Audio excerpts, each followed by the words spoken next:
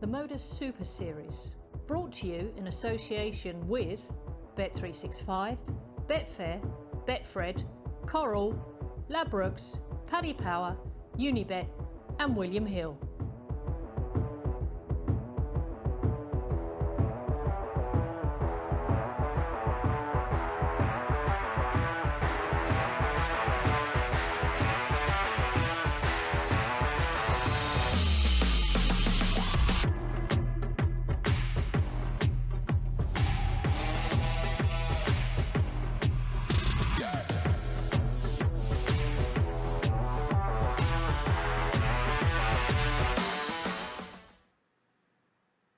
Hi there, we're back at the MODUS Super Series, where tonight 5 players will fight it out for 3 places available at finals night on Saturday. They'll do that over the next couple of evenings, and the winner on Saturday will not only pick up £5,000, but will also make it through to Champions Week in Stage 2. We are into the second stage here at the Live Lounge in Portsmouth, but what a fantastic first stage we had, where Conan Whitehead picked up the cheque for £20,000. Let's just have a few reflections on Stage 1.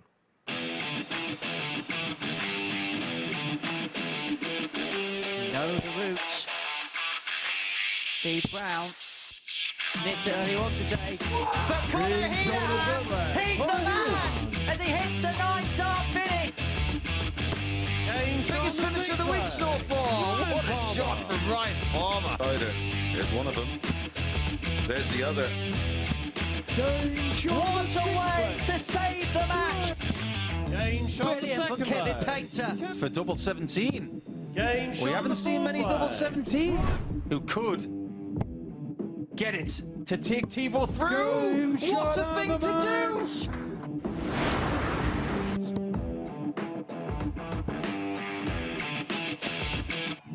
Well, that's incredible. Finesse is also there. Lee Sherwin is out. So is it going to be the story of all stories? Tops. I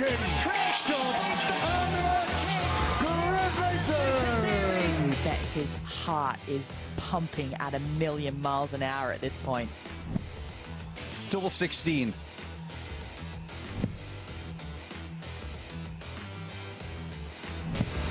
Whitehead wins the title and wins the jackpot along with it. Under the confetti here at the MODUS Live Lounge, Whitehead is the man. What a stage.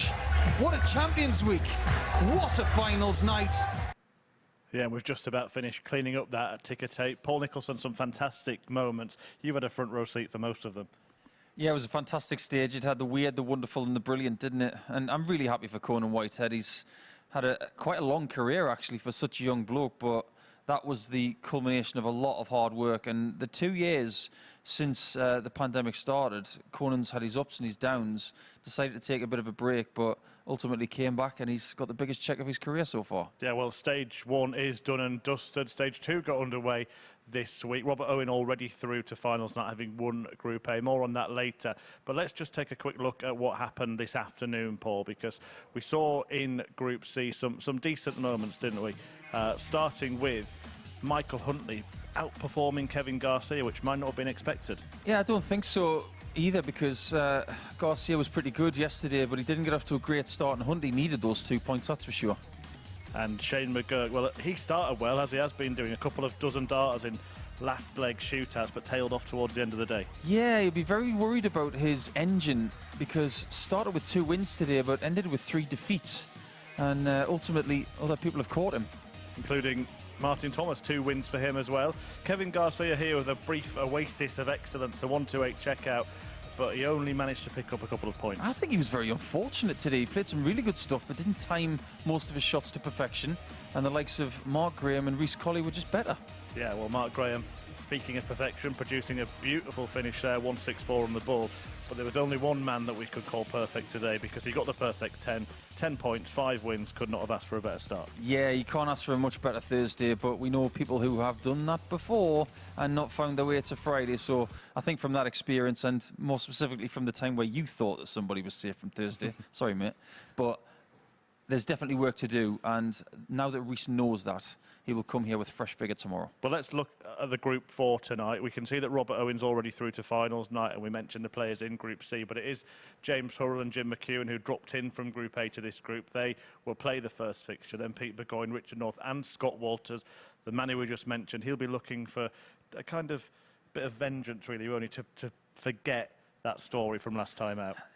When something happens to you that you would like to forget, the best way to forget it is to get your own back. Now, we don't advocate revenge, but there's a little bit of coming back and getting it done this time. And from Group B, very possible, 3 spaces up for grabs, and I think he's going to do it. Yeah, motivation for Scott Walters. Just give us a quick word on who else you think might get through this group. I appreciate a couple of them are behind us, but they played pretty well in Group A. Yeah, I think so. I think Hurrell was very impressive. I think Jim was maybe a little bit off his game in some matches, but he'd be looking to do the business. I think the bookies have got it wrong, though. I think Pete Burgoyne at 10-1 as the outsider of this group, I think they've got that massively wrong. I think he could be the surprise of this group. Big call from Paul Nicholson. We'll go and let you get on with your business for the rest of the evening. He'll be joining Matthew Edgar in commentary. Marco Meyer is the referee for the night, and the first match is Jim McEwen against James Hurrell. Good evening and welcome to Group B. I agree with that call from Paul Nicholson, actually. I think Pete Burgoyne at 10-1, being the biggest outsider of the group, is massively overpriced.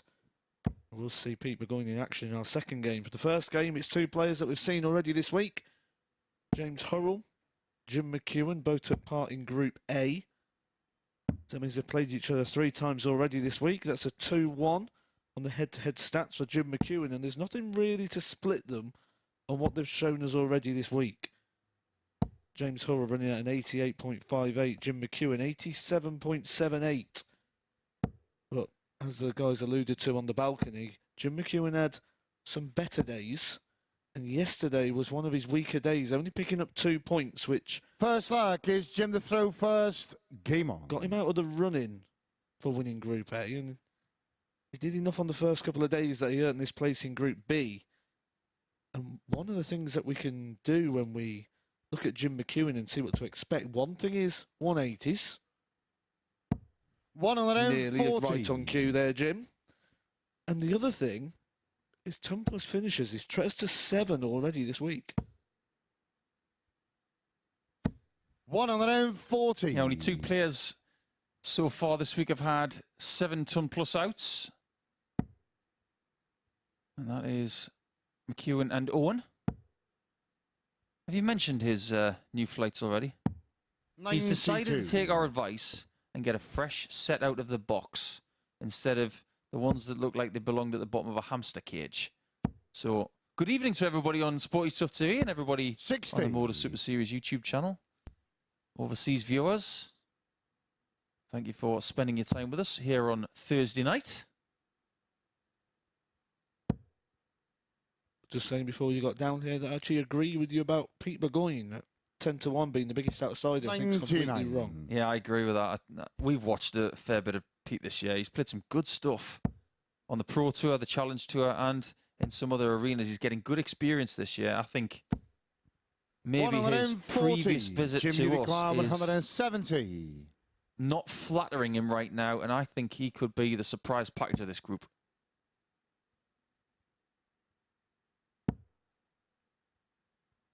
He's teasing us, isn't he? I said 2 things we can expect from Jim. His 180s and 10 plus 85. finishes. James, you require 161. Teased us to a 180 in the opening throw, and then the first one going in there was sat quite nice. Thought he was going to treat us to a dart at the ball there. 51. Jim, you require 85. Is he going to get a shot at the bull here? Or is it going to be double top? It's going to be neither. It's going to be double 16. 69. You don't see him in that corner of the board too much.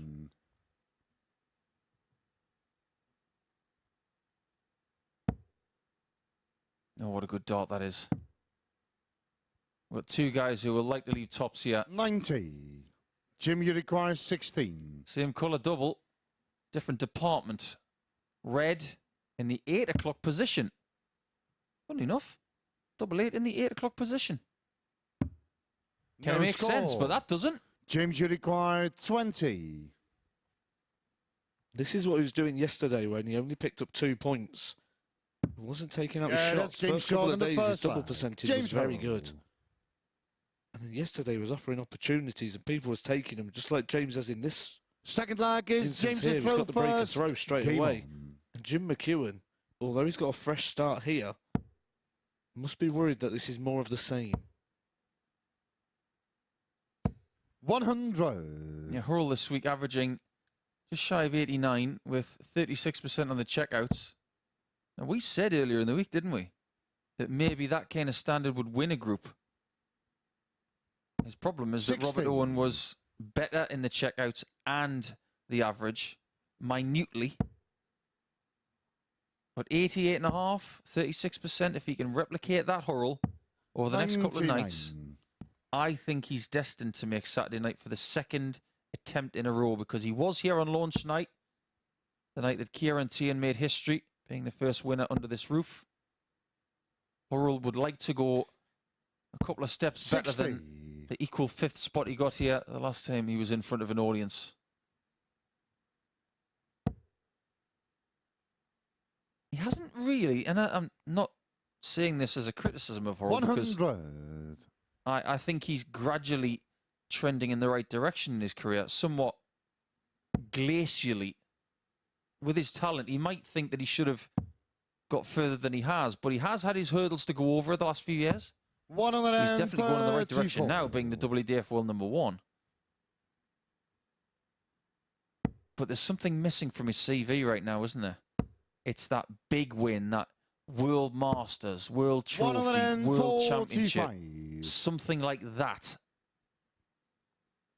How do you assess his chances going into the World Masters in about 6 weeks? By rankings, he should be one of the front runners. He's the #1. Of course he should be. But looking at his win 39. record, James, you require 57 here as well. There's just, like you say, something missing. It could be that. Missing big numbers twice. This is not the first time we've seen this. Just gets a little bit loose at times. 17. In some of these formats, you don't have time to do that. He's fortunate that McEwen is not on a finish. So if there is a time to do that, that was probably it. I must stress, though, that when you're sitting on tops of 3 darts against an opponent like McEwen, you've got to take these chances.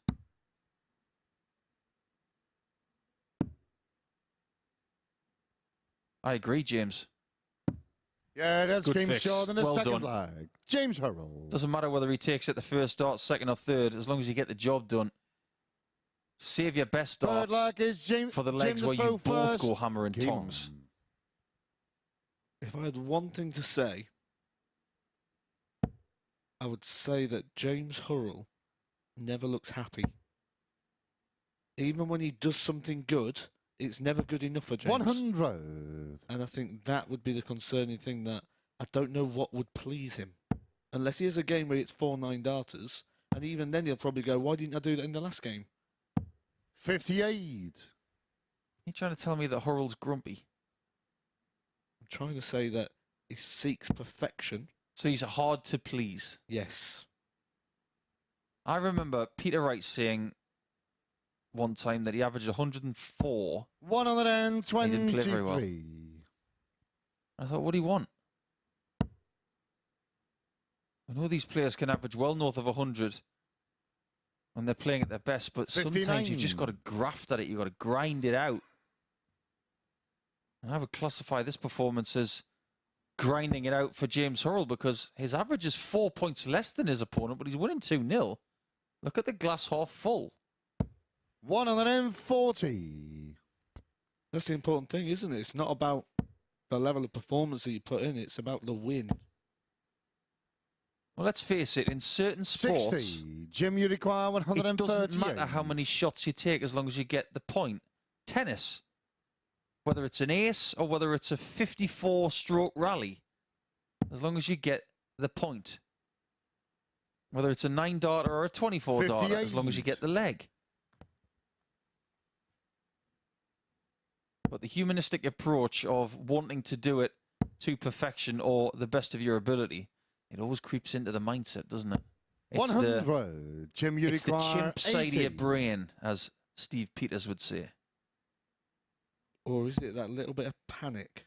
Because you don't fully have the confidence to go into a toe-to-toe battle. 40. That when you get to there, you just want it over with. You want it done. You want to get up there, win, and get off. Yeah, you have to enjoy the process. Enjoy the game as it goes, instead of just thinking about the result. 100. Jim, You you know what they say, require that 40. Anxiety is about the future, isn't it? Depression is about the past. So game anxiety is about thinking about the result, which hasn't even happened yet. 30. And James, Hurrell you might require even 124. steal a 3-0 lead here. The exasperation and the puffed cheeks from McEwen tell a very, very interesting story. Don't miss the single this time, James. That's a good shot. 99. And that one is a narrow Jim, you miss for a require 3-0 10. advantage. He's had 6 starts at a double so far in this game, Jim McEwen. Should get another one. If he doesn't take this, he could be staring down the barrel of 3-0. 6. James, you require Offers 25. an opportunity that James Hurrell didn't expect. Didn't hit a treble for his first 9 darts. Oh, and there's another missed single. 1 dart. 21. And he's robbing himself Jim, of you chances. require 4.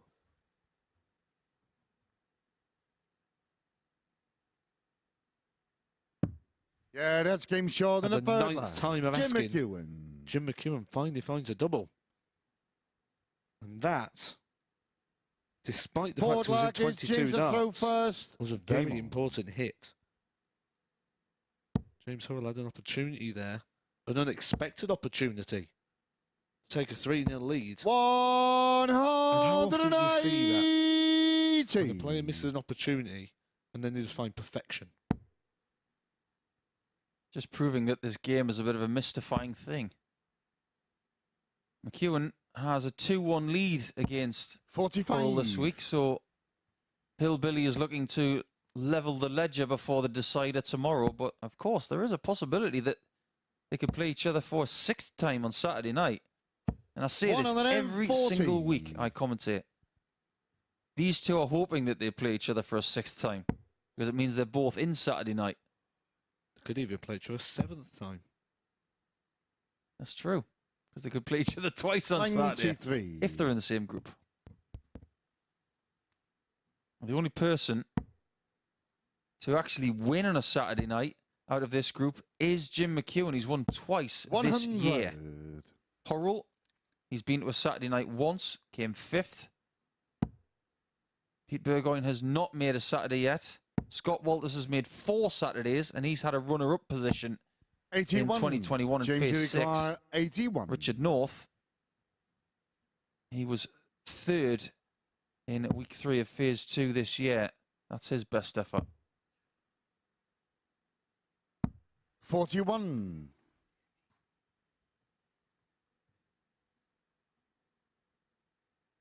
What are you thinking at the minute, Matt? Are you thinking that Robert Owen is going to be too strong to topple?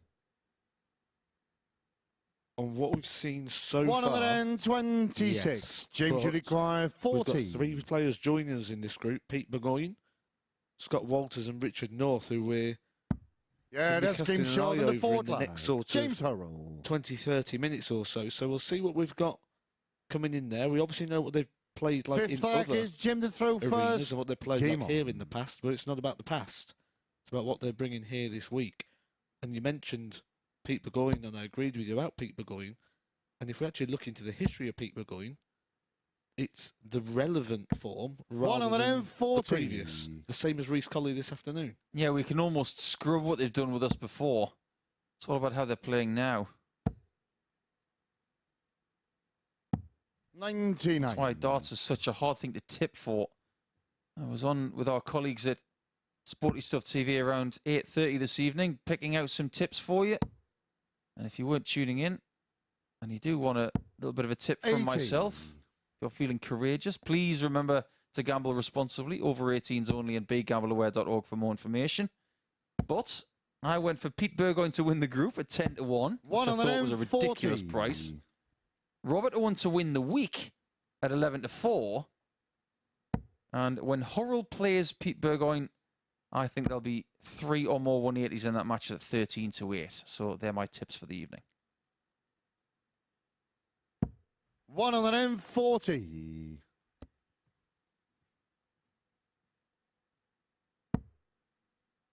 Got to use the 18s now.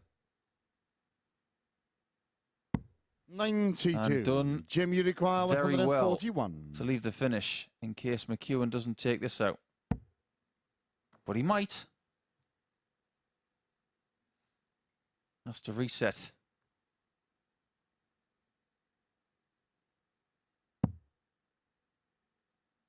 Maybe just taking out of his rhythm there. 133. Nice lead there, James, you require 170. And despite all those missed doubles and mishaps, James Hall throwing nearly a 91 average now. And he's just one more treble away. Or a dart at the bull for the match. 105. Yeah, first Jim, time you tonight. require So it's 8. Jim McEwen now driving. 4. Double 2. Desmond.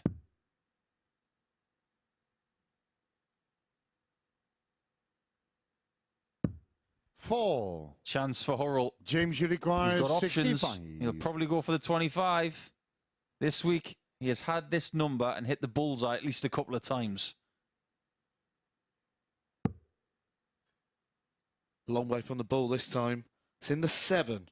He's in 58. Gets the big number this time. Tops of the match. Game. And James shot, Hurrell and a match. gets over the James line. Hurrell. He only needed 1 match dart. And actually, despite the mishaps, like we said, it actually turned out to be quite a good performance there from James Hurrell. He was over the 90 mark, and he kicks off his campaign extremely well with a 4-1 victory over Jim McEwen. That's 2 points. That's +3 legs. That's the perfect way to start your night. Will Pete Burgoyne start his night very well, or will it be Scott Walters? 2 players join us for the first time in the next game.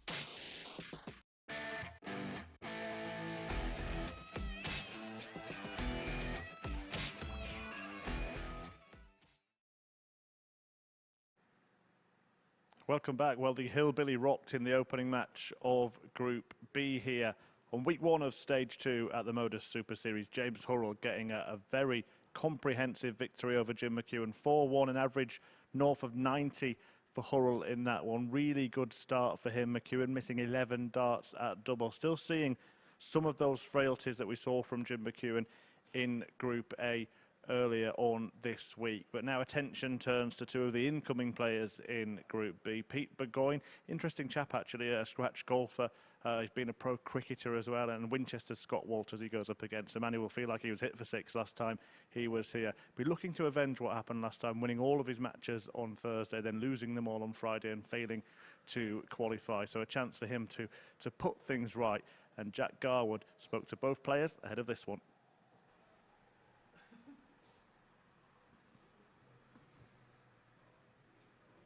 Pete, welcome to the Super Series. How are you feeling ahead of tonight's play? Well, I'm looking forward to it. It's obviously a new venue, and to be honest, I'm excited to get going. It's a massive room. I didn't realise how big it was, but now I'm really looking forward to getting going and hopefully doing something today. Has that made you change any of your preparation coming in today, just taking in this venue and just how different it is compared to Southampton? Well, I enjoyed Southampton. Obviously, it was a very small room, and it's obviously it's you two in there. It's just two and the ref in here, but it's obviously a bigger venue, bigger room. But no, in terms of that, it's to me, preparation will always be the same regardless of venue, really. Yeah, and outside of the Super Series, pretty decent year in the PDC for yourself. A Challenge Tour final. We've seen you make a last 16 on a Pro Tour as well. How much confidence does that give you coming into a group that is as competitive as tonight's is? Well, it's nice to have the opportunity to play in Pro Tours and stuff like that. Obviously, going to a Challenge Tour finals kicked that off, and it's enabled me to have them opportunities. But no. At the end of the day, every day is different. You play on the Pro Tour one day, you can play really well. Play on the Challenge Tour one day, you can play really well, or you can play poorly. It's the same here. It's all on the day. I've put the work in, hopefully, to be able to do something tonight and do well. But as I say, it's all on the day, and hopefully tonight's my night. Perfect. All the best, Pete. Well done. Thank you. Scotty, welcome back to the Super Series. How are we feeling ahead of tonight's play? Feeling good, feeling confident. Tough group, but hopefully get off to a good start. Yeah, back up on this stage. Didn't quite go to plan for you last time. Thursday was brilliant, but Friday perhaps not so much. Is a fast start essential tonight in a tough group, but also to banish those memories? Oh, of course it is. I need to forget about what happened last time. This time get off to a good start again. Hopefully, same as I did last time, and put all that stuff behind me. Yeah, definitely, but a good start definitely needed tonight. Yeah, and it's week 1 of the series. How important is it to make finals night to start with, but then also eyeing up Champions Week already? Well, I haven't made a finals night for a few attempts. I keep just missing out, so making finals night is important for me. Winning it, yeah, it'd be lovely, but just being here on a Saturday, playing in front of a crowd, is the goal at the moment. So take one step as it goes.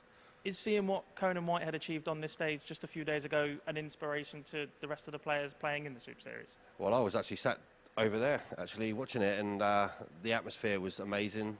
Conan was brilliant that night. I actually did say he'd probably win it, to be honest. I wish I put a bet on with Chaz.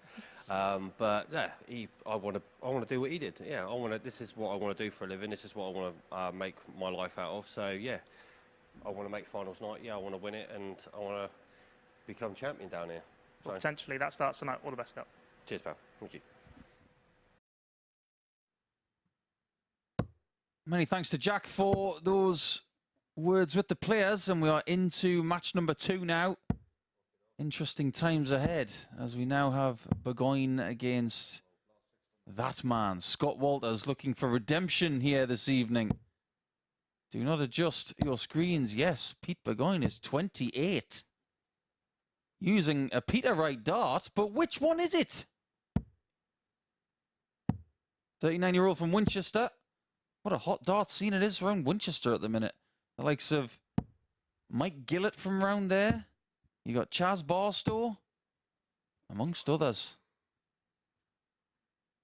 But here comes Scott Walters after that incredible Thursday campaign at the back end of stage 1, where he got 10 perfect points. And then the next day, it all went wrong. That's what the redemption is about. But this guy has been underestimated 81 by the bookmakers. I have chosen not to ignore that because I think he's going to be tough to beat in this group. 140. Yeah, they mentioned early on, didn't they? They made the last 16 of a Pro Tour. That means he's won a board. That means he's gone through 2 seeds. 81. All players that have beaten the seeds on that day. And I had a look through some of the players he's beaten on the Pro Tour this year. Gabriel Clemens. Carl Sedlacek, who gave Michael Smith a mighty scare in the European Championship just tonight. Chris Doby. And just this past Sunday, he had a win over William Borland.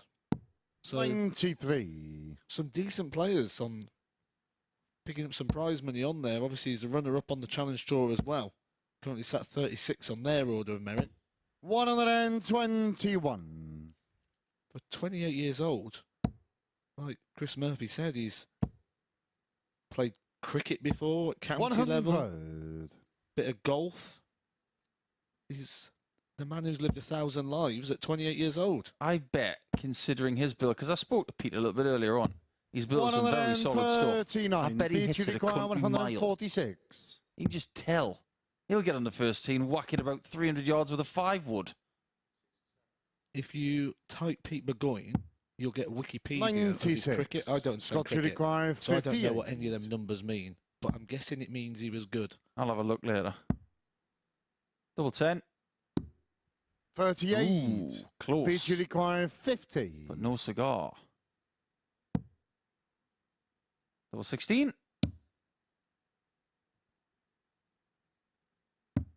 Yeah, that's that is a very, very tidy out to take the first leg for Pete. Nicknamed The Feast. Second leg, it's got to throw first. Ice creams. Game on. That's amazingly random. Please explain. There's an ice cream called Feast. 19. Oh, that one. He likes them that much. He's named his darts career after something with a chocolate centre. I can't imagine any other dart player has done that. 34. I mean, that might not be the reason. It's just... Is that your interpretation of it? Yeah, that's the most logical one for me. 96. Or is he going to come out tomorrow with a different shirt on saying he's the famine? Well, when you think about what Scott Walters did last time he was here, it was Feast on Thursday, Famine on Friday. 180. And Burgoyne is looking fairly useful. But he's got company. This is a good game. Can't say I'm surprised to see this kind of standard from these guys. They are very, very good players.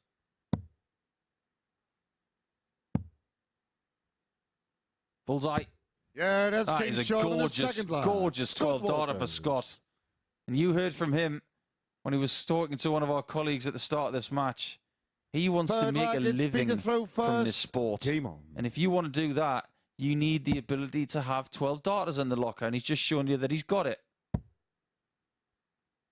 He's going to need to do something like that, though, against the throw. Because Pete Burgoyne's got the advantage of throw, and he's using it well. 2 180s in his last 3 visits. We mentioned that he's sort of improved and he's gone under the radar a little bit. He's doing a lot of shows at the moment, is he? A lot of stage experience. 60. And actually, it's interesting, so I'm going to bring up walk-on songs. Scott Walters, when I was looking at him earlier. Triple H, the game, apparently. Wasn't that the walk-on song for Steve Douglas? Left-hander from Kent. 140. Yes. Yeah, you use that one as well, yeah. Because his nickname was The Game. Oh, well. 83. Well, they're very, very dainty flights, Scott. If you're going to walk out to Motorhead, that doesn't fit. Pete Burgoyne uses Whole of the Moon by the Waterboys. Oh, that's a good track. That's very Matt Ward, that. 62. Yeah, Pete, Scott should require 138. Come on stage, I've never heard this song in my life. Yeah, I totally get it. 96. That is definitely part of Speed the required MDA 59. playlist. Double top. 39. Scott Might get his required pocket 42. picked. You've got to pick a pocket or two from Pete.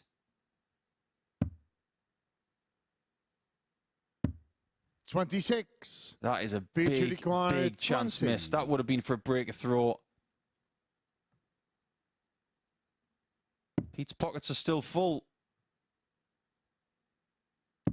Yeah, that's game short and a It does bird take line. like 3. Speed Burgoyne. Well, the feast's on fire. Look at the back of that shirt. Forward There's lag, so it's much Scott going on throw in that first. shirt. I feel Game like that's an AHA video. His nickname's on fire. There's a black and white and coloured part. That's a work of art. 85. Do you get the feeling that the odds compilers now, when they heard you saying 10-1, that's wrong, are now thinking, oh no. Yeah. 125. Listen to the experts. Now, we could have a little bit of egg on our face this time tomorrow because he might walk away with no points. But this first 140. performance is not out of the blue. He's a very good player. And 10-1, give me a break. 140. Yeah, they made a few mistakes, haven't they, recently? Obviously, Chris 95. Mason, I think it was 50-1 to win his week. Well, there you go. Arguably the story of stage 1.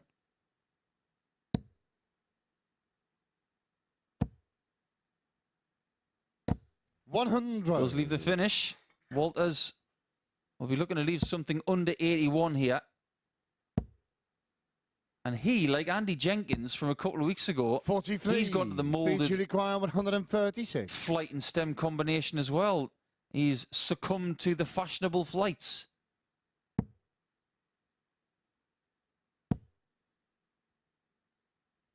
$100. It's a good leave. Scott, you require 138. Walters is averaging over 101 in this match, and he needs this. Needs double 9. Yeah, that's game boy, short that's and a world forward class. Scott The 2 Walters. legs he's won have been in 12 and 15. That's why he's averaging 103 now. This is a proper Fifth game. flag, it's Pete to throw first. It's not just Game that, it's the finishes as well. The 1-2-6 on the bull. The 1-3-8. Whilst Pete was sat on a double after just 12 darts. That's Pete going third. 180 of the game so far. 5 between them. 5 180s in this match, and we're only 4 and a bit deep. Could be 6. 180. Well, if you are having a flutter for a Thursday night and you've gone on the 180s in this one, you are quids in. Because the usual market is more than 2.5.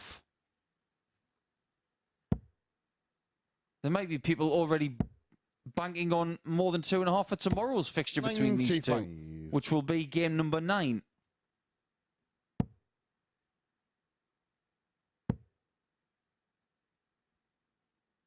They are just following each other right now, and they are in the zone, the both of them. This is fast turning into the game of the week. Never mind the game of the day. 125. Beach require 88. Game of the phase. Granted, it's the first week of the phase, so if it's... Yeah, well explained. Oh, there's the 60. Oh. I promise you I wasn't trying to ad-lib what he was saying there. 72. Scott, you require 101. 3 ton plus outs. And a 3-2 lead. Can't find the easiest 81. of the 3.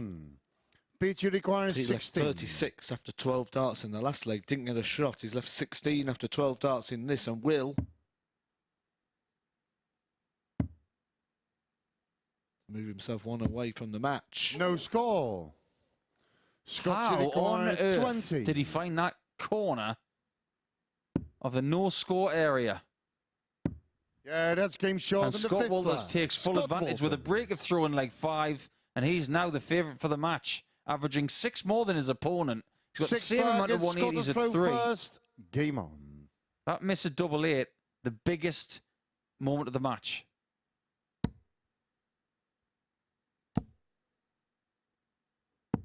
59. Well, like his walk-on, he's turned up and thought it's time to play the game. Playing it very well. 102, the average. 6 180s between them. I'm just looking through Scott Walters' career with us. 140. He's played 148 games. He's the second most experienced player.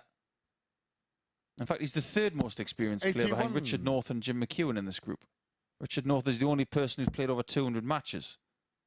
But Walters has got a running average over 88. 132. And his personal best is 103.93. He's currently beating that. What's interesting? 45. Scott should require 170. 82.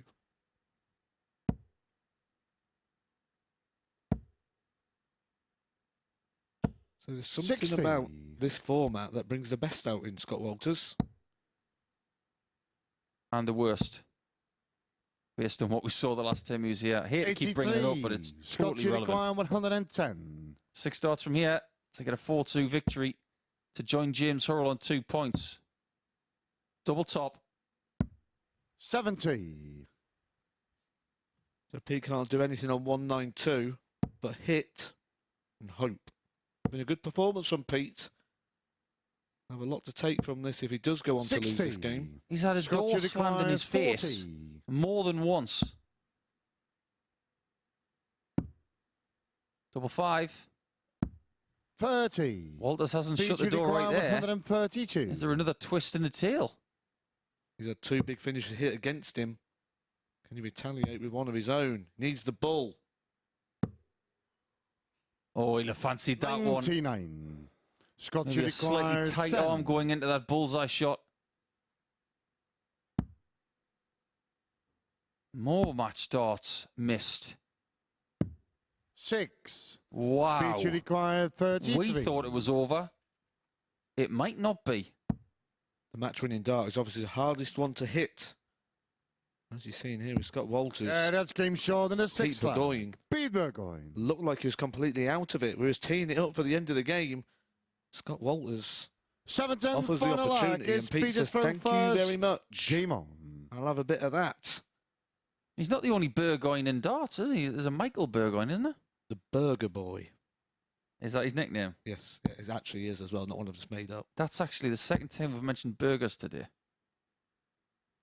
Do like 100. mentioned, obviously the Big Mac the other day as well. So a very burger theme in the commentary box.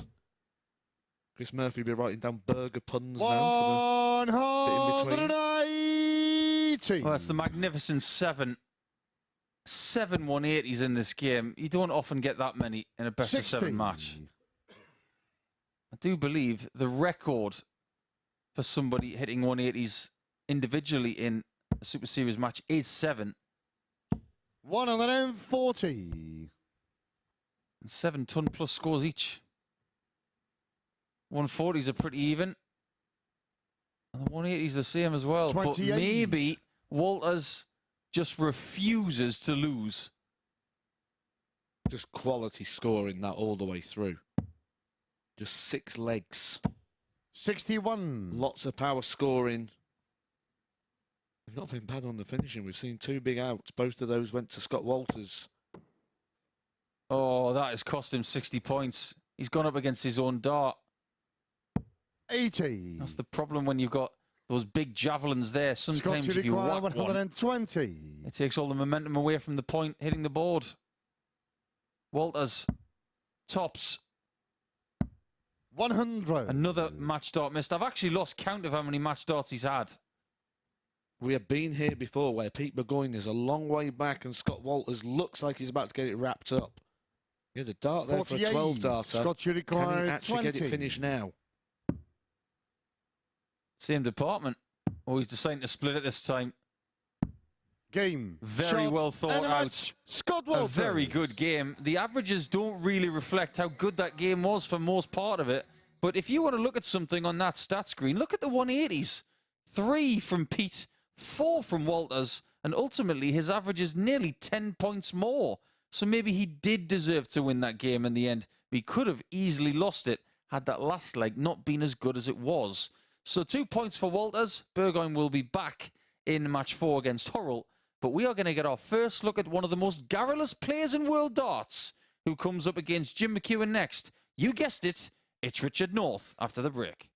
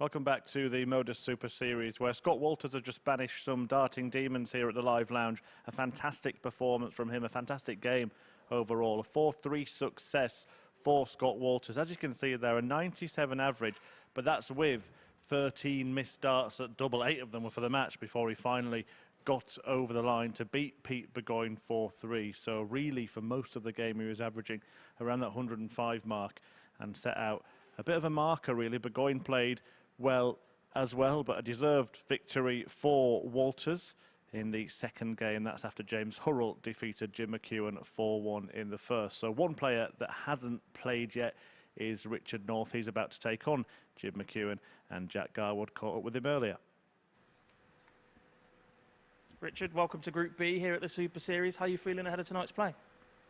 Yeah, feeling good. Obviously, like I say, never been here before, so should be fun. I love playing on the big stage, and obviously at the old venue, we didn't have that, so I think it's going to be, I think I'm going to be a lot better, 100+ averages. How different is this environment to Southampton that you're used to playing in the Super Series? Yeah, it's massively different. Before, it was kind of like a little box room kind of thing, you know, under the radar. Here, it's in front. Well, on Saturday it'll be in front of players, but yeah, no, it's a lot different. Big stage, like I said. So I'm looking forward to it. Yeah, how important is making that Saturday, playing in front of a crowd to you and the levels of your game? Yeah, it's massive. If you can get through on the first week, you're laughing. You know what I mean? You're going into the finals just with so much confidence, and yeah, it'll be good. Yeah, and if you do make Saturday and then go on to win that, looking ahead to Champions Week perhaps already, how important is it to secure that spot as early as possible? Yeah, obviously if you can get in there first, everyone's looking to follow you then. So yeah, it gives you confidence, and you can sit back and just relax and watch everyone else sweat it out. So yeah. Yeah, and looking ahead tonight, pretty tough group. Jim McEwen and James Hurrell dropping into this group. You wouldn't have liked to see that early in the week, would you? No, but like I said, there's wherever you play darts now, there's no easy games. Everyone's good, even in your local leagues now. I'm playing people in my local league that are hitting 110 averages. It's absolutely ridiculous, the game of darts now, and the youth that's coming through, just scary. So, yeah, it makes me feel a bit like an old-timer, and I'm only 32. Well, thankfully, none of those are here tonight, but tough group nonetheless. All the best, Richard. Yeah, cheers, thank you very much. Cheers, pal. Paul Nicholson's right, he can talk, can't he? I guess that makes this Chatty versus Chucky, and the conversation will come from Matt Edgar and Paul Nicholson. Yeah, thanks, Murph. I like that. Chatty versus Chucky. And he's even waving at you. He can't get enough of this place.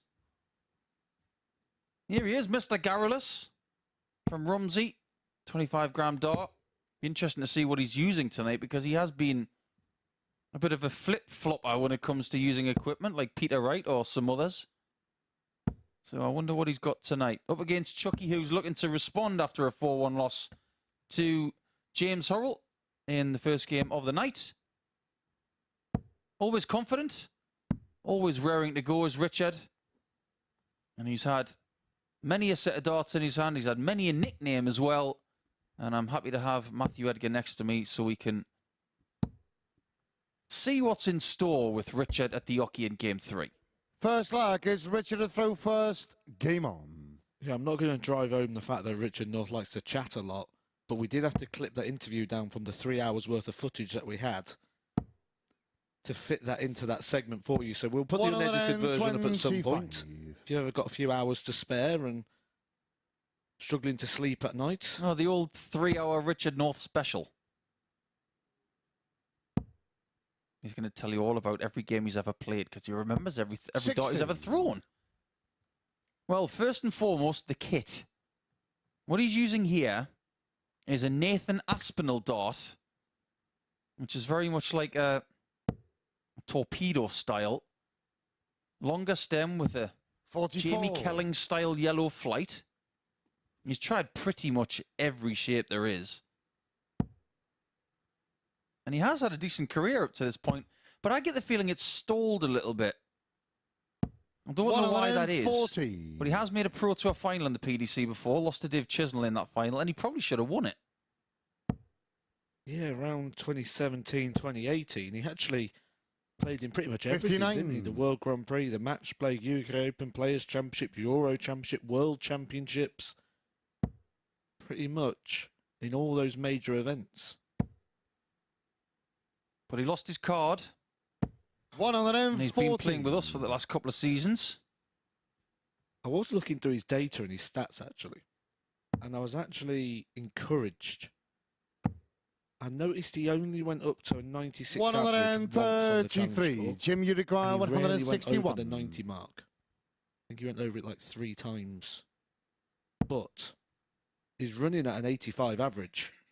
Now, if he's running at an 85 average, but he's not going up to the heights of going 90 to 100 average or high 90s you require on a regular 140. basis, that means he's hitting that mid-80s average regular, and he's not dropping below. Funnily enough, in his 201 games he's played with us over the last couple of seasons, 43. he's averaging 71. 84.93, so pretty much 85.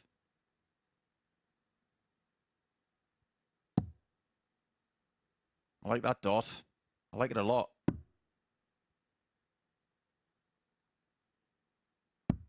61. He Richard, won't you like the next require two. 97. I know he's had a lot of nicknames before, but the way he was stood at the back of the stage looking at him out the corner of his eye, he was like a Terminator. Now, Richard North has never been called a Terminator. 45. I guess he has now. Jim, you require 10. I think 10 in Dutch is 10. Yeah, that's game short in the first leg. Right in the Jim middle. McEwen. And Chucky takes the lead with a break of throw. So a bit of a cold start here for Richard North. Second leg is Jim the throw first. Let's go through his Game nicknames that he's had then. The Mouth from the South. I don't think his wife Tracy liked that one. She's a good dart player. And all the very best to Tracy this weekend. She's playing the Women's Series events up in Wigan. So good luck, Tracy. So Mouth from the South was one. He had Richard the Lionheart. Northy. Yes. 60. In fact, I don't know if you know this. Simon Whitlock lives quite close to this studio. He's not far from here, maybe 15 minutes. There was a stray cat that made its way to Simon's 83. garden. Simon loves animals. And because this cat kept coming back for food, he decided to adopt this cat because it didn't have a home. It was a ginger cat. 81. And he decided to call it Northy. After Richard. Isn't that sweet?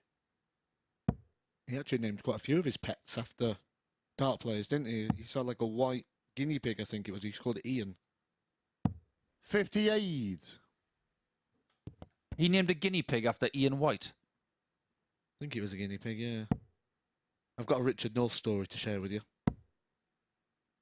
So, I was stuck in the back of a minibus with Richard North for about 3 to 4 hours, which some people would class as torture. And he decided he was going to play a game of Name Adam Sandler Movies. Keegan Brown was sat in front of me, and he decided to help by pulling them all up on Wikipedia, so I could just read them off the screen. And we've traded for about 8, and I thought he's got to give up soon. And I called one, and he goes, "Wow, because that's impressive. He was only in that film for about 7 seconds." How do you know this? 123. He is a little bit of a savant at certain things. I've heard he's a pretty good pianist. You might think he's just a bit of a goofball dart player, but he's not. He's a very smart lad. Richard, you require 137. He's got a lot of knowledge about this game as well. He should never be underestimated. He's a very good player.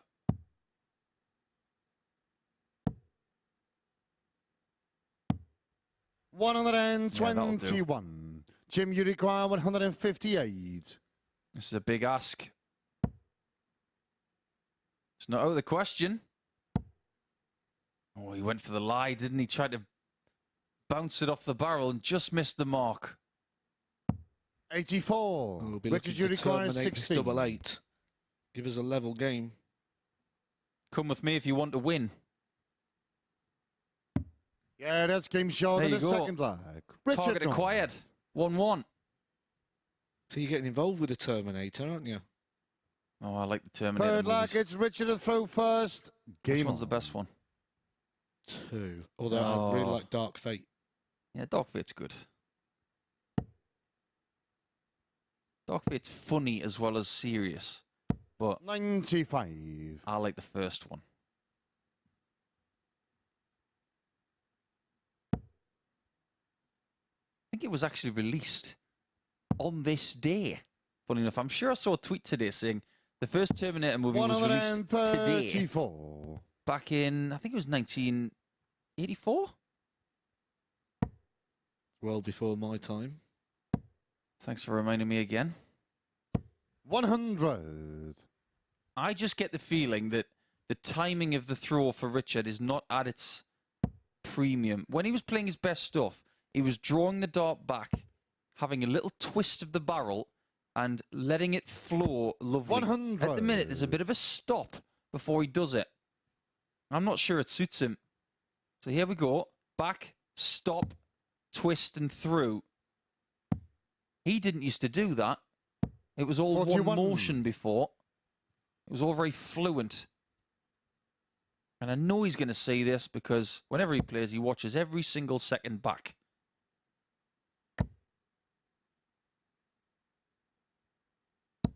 So I expect a text within the next 12 hours from Richard saying, do you want to give me some tips?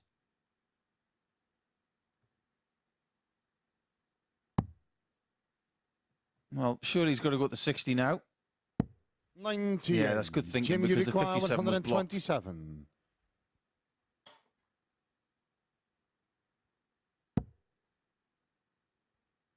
.57 this time for Jim. And a bullseye. 102. He's teasing one, Which is isn't you he? require At the start of the show. 167. He's had 7 ton-plus finishes already this week. He's teasing us for some more.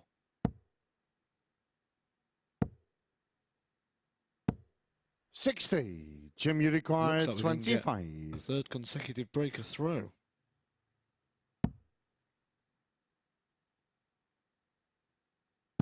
Yeah, that's game short than a third leg. Jim You and I were McEwen. talking about the construction industry today. More breaks than a Monday in the construction Fourth industry. leg is Jim the throw That first. is not a jibe, by the Game way. on. That's just a little bit of humour. We love the builders all over the place to do a great job. But that is a bad first start. That has happened so much this week. 125. So much. If he has missed that 60 or his line down the pipe in that 20, it's been long and left. 45.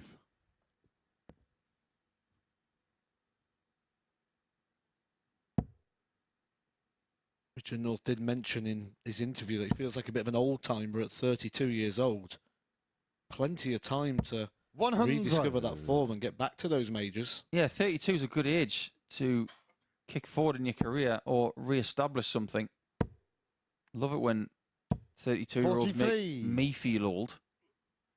32 was a great age for me. I was absolutely cracking on at the age of 32. I loved life then. And everybody loves the number 32. 34. But then again, this is the beauty of this sport, isn't it? You can be 18. You can be 68. 134. I remember on Keane Barry's 18th birthday, when the pandemic was keeping us at home, Keane Barry played with us. And on his first day, he played against Martin Adams. There was a difference of something like 46 years between them when they played. 94. Well, look at all the stats we're seeing at the moment about the most informed players and the players producing the best average over the last so many months or 200 legs or all these. They're all topped by a 21-year-old from Ireland. 59. Jim, you require 148. It's a game for everybody. No matter where you're from, how old you are, what you believe in, it's all about talent and execution. 58. Just get the feeling this game is following a bit of a drab pattern at the minute. It's not a bad standard, don't get me wrong, but it needs a spark. Maybe that's it. 180. Jim, you require 90. Like Jim's slower pace is affecting Northie a bit here. He just wants to get on, doesn't he? Yeah, I think that's the case. He definitely feels better in a faster game, but Jim does this to you. 59. He will play his pace. 40. And he will be patient. Northie at the back looked like he was having a game of the floor is lava. He couldn't stand still. Yeah, that's game Now, short in there the is fourth a- leg. There Richard is North. a visualization I'm never going to get out of my head now. Northie playing the floor is lava. Fifth leg, it's Richard to throw first. Game on. That would be an interesting thing to do on a Sunday, maybe, when we don't have any 60. action here. Let's have the players back for a one-day special of the floor is lava. Who's going to win that game? Well, he's got to go to the younger lads, hasn't it? Who are you going for then? Would it be the players that are here this week? 93. No, I'm not going to go for Robert Owen with a knee strap on.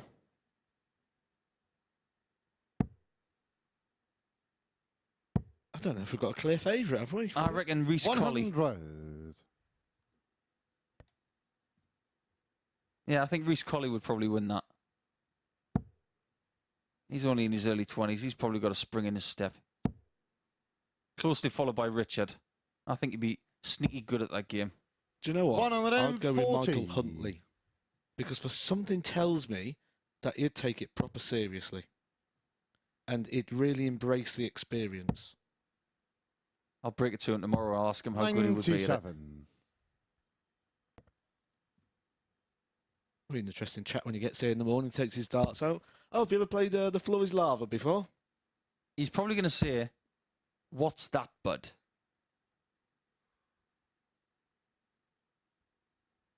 Yes, Group C action from 9:30 in the morning.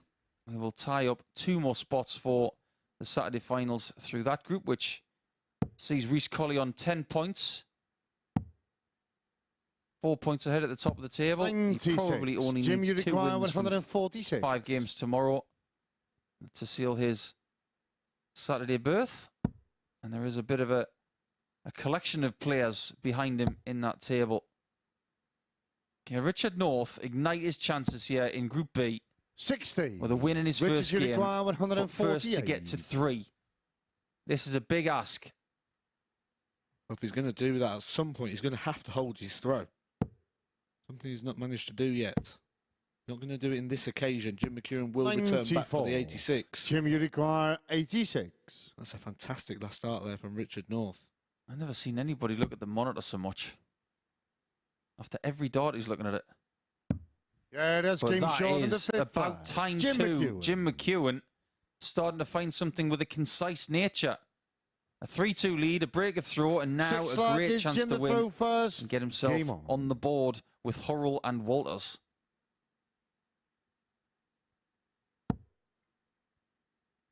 What are you estimating they're going to need win-wise to qualify for this group?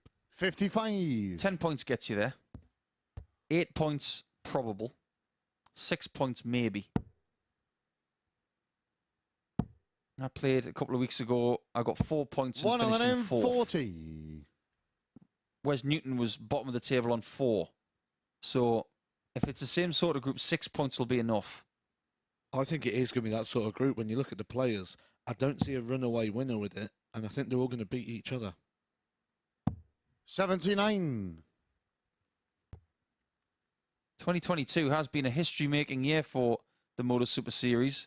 We've had 2 3-player 9-dart shootouts on finals nights. 100. But we've never had a shootout in a group before the Saturday night. Maybe this could be it. It's one of them things that you love to watch. 140. Ask Andy Hamilton. He's been involved in 3 of them in his career. 2 at the Grand Slam and 1 here. 100. I think that 9-dart shootout between Finesse, Shewan and Hamilton was one of the highlights of the whole stage. Not to mention the one with Howson, Mason and O'Shea, which actually went to extra time. 77. Richard, you require 161. In this situation, you've got to say advantage Richard North for a 6th consecutive breaker throw, provided he can find a treble with this last start. 64. Jim, That's you good require thinking. 150. He's going to do the Whitlock, the 3 bulls. I mean, Whitlock country, like you say. 60. Hasn't been a good night for the Aussies. Damon Hetta beaten at the European Championship by Vincent van der Voort by 6 legs to 2. And that was after Damon had took out 170 in the first leg. 57. Jim, you require 90. Jim McEwen is looking at 90 for the match here. They have a 50% win ratio in Group B for the night. Double 15. This is a tricky shot. Top half. 16. Oh, that's not far away. Richard, you require 40. Well, every single leg till now has been against the darts. If Richard North hits this tops, I'll be every single leg, all 6, going against the throw. Yeah, that's game short. If Richard North is going to win it, he's going to have to do something that neither of them have been able to do. And that's hold. I think they understand the 7-10 concept final that It's Richard nobody can hold their first. throw now. Game on. So does that make Jim McEwen the favourite in this last leg? I think the interesting thing as well is when you look at the finishing stats, Richard North only actually had 5 darts at a double. He's hit the 3. That's an encouraging stat. When you're not hitting the trebles as much, when you know you've got the finishing in your back pocket, gives you something to rely on. Yeah, you might want to get it out of your back pocket and put it on the board. 100. At which point does the 55-year-old Scotsman start to tire a little bit? When he came through in week 4... 140. In stage 1 by winning Group A with 28 points, he got a couple of days off. I think that helped him at the time. I was wrong because he didn't win a game on the Saturday night. Let's not forget, 96. This is day 4 that Jim McEwen has been with us. But prior to that, he had 4 days in Barnsley at the PDC Pro Tour. This is day 8 of serious level competitive darts, where he's been practicing or playing for hours. I bet he's sleeping well at the minute. 8 consecutive days. Now, I remember about 18 months ago when Sean McDonald was with us in Southampton. 140. Richard, you require 98. He played pretty much 2 weeks straight with us, and by the end of it, he was completely cooked. Well, Jim. 38. Well, it's better on the floor than in the 60, Richard. But what is Jim doing leaving 165? He's had a few miscounts this week, and this one could punish him. Because Richard North should get 2 darts at a double, which by the stats 50. suggest Richard, you that's all require he's going to 60. need. Got to be a high single. That'll do. A double top. 20. 2 missed match darts. Jim, and you McEwen require with 115. chance to steal it with a 7th break of throw in this game. So at the start of the show, he's the most likely player to hit 100 plus out. If he gets tops, he'll get another. Game. Wow. Shot and Richard North is going to feel hollow with that one. 7 breaks of throw. He had 2 match darts himself. The averages weren't that dissimilar, and neither were the checkouts. Maybe the 140s told a bit of a story. Only 1 maximum in that game, but ultimately Jim McEwen taking out that 115 to steal 2 points away. We'll have Pete Burgoyne against James Hurrell in match 4. That one could be good, so don't go too far.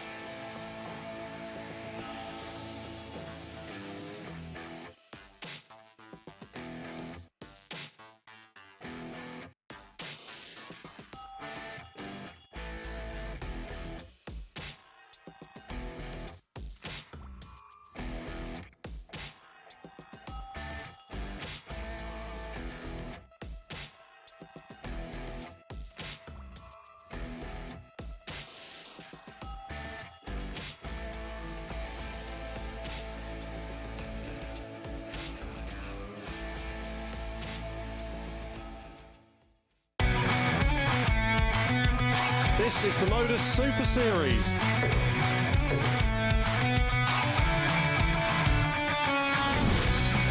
$182.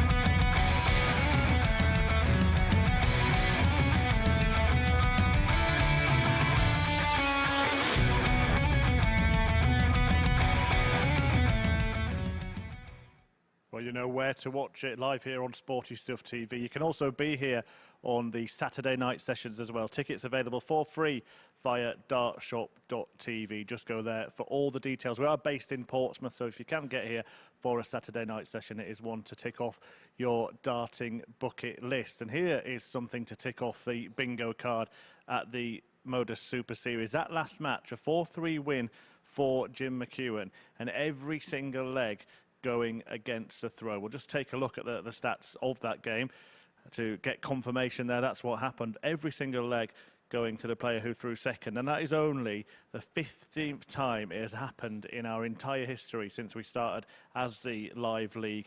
That's from a massive 6,770 matches. Only 15 times has every single leg gone against the throw. Jim McEwen secured it with that 115 checkout in the last leg decider after Richard North had missed a couple of match darts, having survived a couple of match darts himself earlier on in the game. Well, attention now turns to game 4 for this evening. It is James Hurrell who enjoyed victory in his opening match, a 4-1 win against McEwen. Pete Burgoyne lost out 4-3 to Scott Walters in his opener, and will be looking to put some points on the board after a decent display, but it was a much more dominant victory for James Hurrell earlier tonight. Played some good stuff this evening, and we'll be hoping to carry on that kind of level. So will Hurrell carry on, be happy after this one, or will Burgoyne beat him? Let's find out. Back to Paul and Matt. Thanks, Murph. Much appreciated, and great statage, by the way. Only the 15th game that's gone 7 breaks. Considering how many matches we've had, I'm quite surprised there's been that many. It's a very rare thing to happen. Well, the WDF number 1, the 38-year-old from Gloucestershire, or as they say in America, Gloucestershire, Hillbilly, looking to be the man once again. Is he going to be the man at the top of the table? Well, he will be if he beats this man from Derby. First leg is James to throw first. Game on. Come on, let's start talking about the feast. We've got some evidence as to why he's called the feast. Don't we, Matthew Edgar? And I wasn't too far away, actually, when I said his love for ice creams, which was a random punt. But the notes that we've been given say he was playing 16 pairs with someone who was nicknamed the Beast, and while they was away, he was feasting on 3 breakfasts a day, which we are led to believe 85. would have been an all-inclusive, which, fair play to Pete, when it's all-inclusive, you've got to have 3 breakfasts. Have you now? 100. I've got a message from Darren Brown, or as I like to call him, Darron Brown, because there's an O in Darren. Pete Burgoyne 81. is called the feast as he's always eating packets of beef crisps at local league, and apparently he goes through 8 a night. Yeah. 100. He's a hungry boy. I can share your Pete Burgoyne story with you as well. So it was in Leicester, and he managed to eat 2 jacket potatoes in 4 bites. 65. That is half a potato a bite. And he had it with barbecue sauce. That's not out of the question. 140. James, you require 130. I'm more concerned with the biting aspect. I mean, that is... You need a large gish to do that.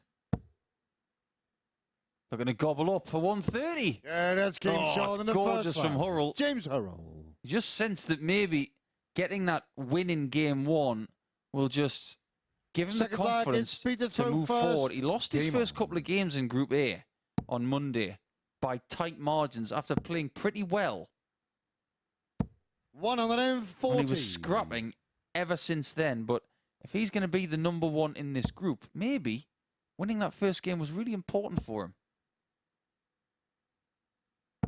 140. Family, friends, management of Pete Burgoyne, don't worry, it won't continue like this.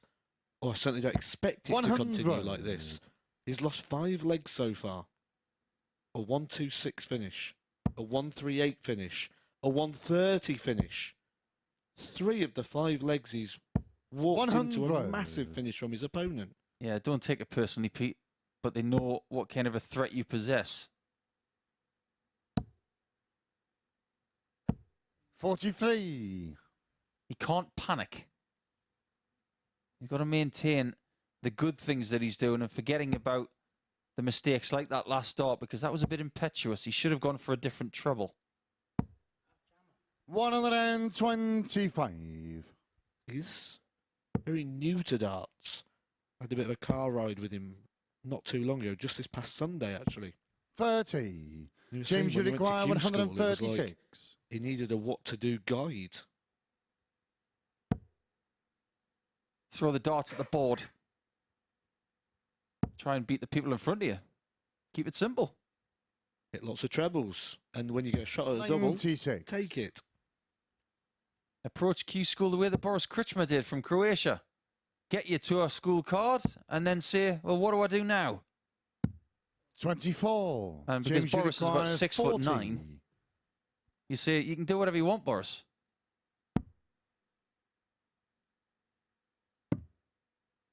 Double 10's been good to him this week.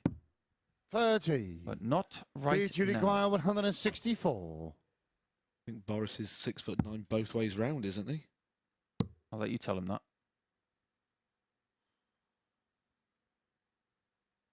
69 leaves 95. 57's covered. And I think the bullseye was the right shot there. 74. He's trying to perplex Marco. Sorry, Shame on you. 76. James, you require 10. 2 5s. This should be in.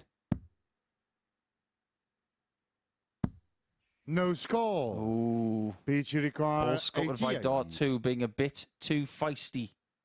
Or should I say feisty? Looking to feast on double 7. 81. James, you require 10. This is just a part of the game. And when we said if James Hurrell is going to start contending for titles, just needs to tighten up a bit. Yeah, that's game short in the second Doesn't line. get any tighter James than that. Hurrell. Straight in the first start. Confirms the break of Third throw. leg is James He's to throw halfway first. to victory. Game on. I don't think this is disrespectful of me to say, but when it comes to Gloucestershire, there haven't been a great deal of big hitters in darts over the years, have there? 140. It's never been noted as a really, really strong county. Not up with the likes of Yorkshire, Lancashire, Essex, 85. Hampshire, Glamorgan maybe. I'm going to show my really bad geography and say I can't even pinpoint where it is. Oh, shame on you. It's closer to where you live than it is for me. 120. Gloucestershire is south of the West Midlands on the way to Bristol. Ish. 81. Beautiful county. Make lovely cheese down there. Oh, well, now you've said that I'm going to go there now, I suppose. 100. Yeah, there's lots of lovely farms down there. Beautiful rural county.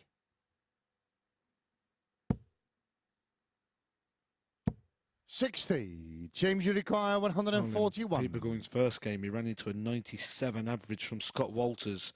2 big finishes. James Hurrell's running at the 95 here with 1 big finish so far. 81. It's a baptism of fire. He's plodding right now, but plodding very well. A 90 average in his first game, which was sneaky good. 97. This James, is you up a require notch 60. at 94. But he's not facing a great deal of resistance. As Burgoyne Yeah, that's James Shaw smarting and the from Birdman. losing that James game Hurrell. against Scott Walters. 3-0 to Hurrell.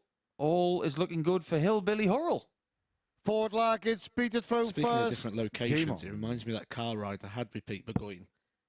And was going from Skegness, where we did an exhibition, over to the Pro Tour in Barnsley. Can you pinpoint Skegness on a map then? Yes. Love Skegness. Big fan. And we was going down this country lane. And there were signs saying toll road up ahead, toll road up ahead. So I thought, oh, here we go. It's going to be like 5-6 quid because it's going to be a bridge that we've got to cross the water. And we get there. There's 2 barriers, 2 members of staff, all the lights, everything on there. So I thought, right, okay. So I pulled up. How much is it? 40 pence. 45. 40 pence to cross the bridge. I worked it out that at minimum wage, he would need about 25 cars an hour just to cover him sitting there, not to 100. include all the other bits. Was this a legal toll? I don't know, but I paid the 40 pence anyway, so... Contactless? 100. No, I gave him £1 and then sat there and waited for my 60 pence change. Oh, tight arse. You're going to get tweets now. The missus, she's going to be right. She's going to be all over that. Should have left a 60 pence tip. You know you should have. Well, Hurrell is looking to be efficient right here. If anyone knows where that bridge was, please do tweet in. Because I haven't got a clue where we was when that happened. Oh, you're not doing yourself any favours here, Edgar, on geography. Shall I ask you one on sport? Might have to ask you in the next game because this is a great performance from Hurrell. Left himself on 42 after 12. Burgoyne can do nothing from 2:30. He may be staring at the first bagel of the evening. 100. James, you require I hate to say 42. it, but Hurrell is cruising. 4-1 in his first game. And 4-0 in the second. James Just Hurrell. too good. And a 96.97 average tells you a very, very good story. All of the metrics in that game, apart from the fact he got no maximums, in fact, there were none in the game, everything looked really, really good. Hurrell is 50% there for the perfect night, and we will see more of him when he takes on Scott Walters in match 7. But next after this, it will be the end of the first half. Walters will take on Richard North in a battle of the two from the south of England, so don't go too far.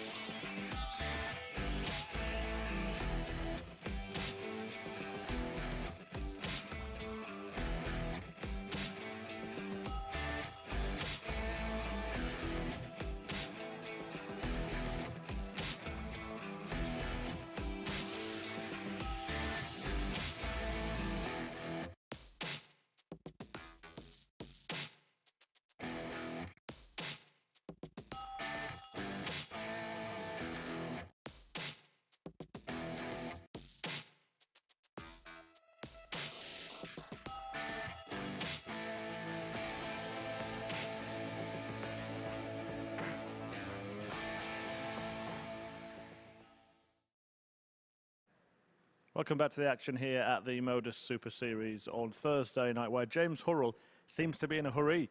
He's dropped just one leg so far, 2 matches played. Maximum points for the Hillbilly, a 4-0 win there against Pete Burgoyne. Average of 96.97, brilliant stuff, a 130 checkout in there as well.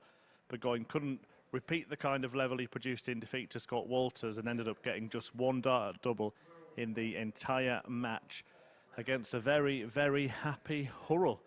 So a really good start for him. And it was a really good start for Scott Walters earlier on when he beat Pete Burgoyne. We saw a couple of fantastic checkouts from Walters in that match. This 1-2-6 levelling up the game at 1 apiece, betting the bullseye there. And then he followed it with a fabulous 1-3-8, a couple of treble 20s, deciding to stay there, liking the first start. Burgoyne knew it was going, and the double 9 was nailed by Scott Walters as well. So it is a couple of players from around this area. Winchester, Scott Walters, Richard North doesn't live far from Portsmouth either, so both of them will be determined to get through to Saturday night, where I'm sure they'll have a fair few fans in the crowd. You could be here as well. Don't forget, tickets available for free via dartshop.tv. So let's see whether Walters carries on the level he produced in the opening match, or whether North can get his first win of the group, with Paul and Matt. Yes, welcome back. Match number 5 all of a sudden, and this is the halfway point of the night. So at the conclusion of this game, we will have 2 games played by all players and a very fair reflection in the table as to what is going on. Walters has been excellent in the 1 game he's played so far. Averaged over 97. That is the biggest average of the night, but only just after Hurrell won 4-0 over Pete Burgoyne just now.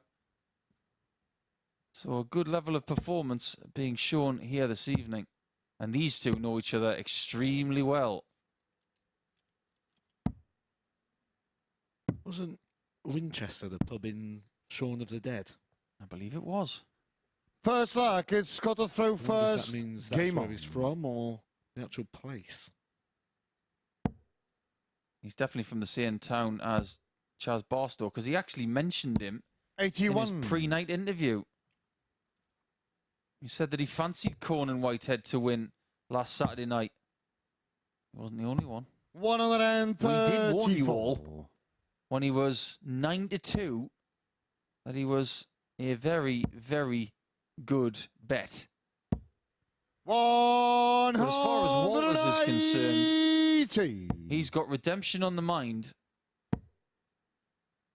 And based on the way he's played so far this evening on the scoring stakes, I will be amazed if he doesn't make Saturday night. There is some snap in that throw right now. 140. Yeah, this is the first time I've actually seen Scott Walters play, and I've been impressed with what I've seen so far. It's hard not to be impressed, really, isn't it, when you look at the finishes he took out in the last 134. game. Scott, you require 100. After 9 darts, he's left on 100. It just looks so likely. Most likely. Yeah, that's game short in the first leg. Scott Walters. Words fail me sometimes. And I think when you say that words fail Richard North, something Second leg is golden Richard to throw has happened. first. Game on. I feel this game's going to suit Richard North better than the Jim McEwen, though. I think we're going to get a better level of performance. I think the pace is going to suit him a little bit better. Yeah, not to mention the fact that I believe that Richard will be more comfortable playing someone he knows really well. But come on, Scott. 180. What did he have for dinner? I want some. I wish we could just get a camera on Richard North's face 41 while this is happening, because it tells you everything you need to know. We don't need to do words, just look at his face. I see what you mean now. 99. As if to say, all right. Yeah, he's got a bit of a twinge in his accent. I can't do that one very well. 115. Every time Richard looks up, Scott is in the 60. Watch. Look at Richard North. He's puzzled. 105. He just doesn't know what to do right now. He's dizzy. That's because Scott Walters is averaging 126. Scott, you require 117. No, he's only got 2.5 legs to go. He's going to hit this, you know. Just one tops. Yeah, that's game short in the second This leg. is Scott brilliant. Walters. And there is nothing that Richard can do about it. He hasn't had a shot at a double, and he's averaging 99. Third leg, it's Scott to throw first. Game on. We're on 120 watch, everyone. So commence the decline. Whenever somebody has this kind of start, it usually goes wrong now. 96. I think the first time he has a trebleless visit, we might see a celebration from Richard North. 100. Let's face it, Northie does not want to lose because he's already lost one match. 100. He's not held his throw at all tonight. I'm going to start calling him Butterfingers because he can't hold on to his throw. 140. Such a lovely angle to see the way that Richard builds his throw. Walters quite flat, trying to get them on top of each other. 44. Whereas North is, for me, one of the most upright angles of entry in world darts. So beautifully straight. 55. Now he's got a front-weighted barrel. That's only going to be highlighted, isn't it? The angle of entry. Yeah, he's always like that front-loaded barrel. 57. I think one of his biggest failings over the last couple of years is that he has been tinkering too much. He's tried short, dumpy barrels. He's tried the straight barrel. He's tried the tapered end, the more bulbous end.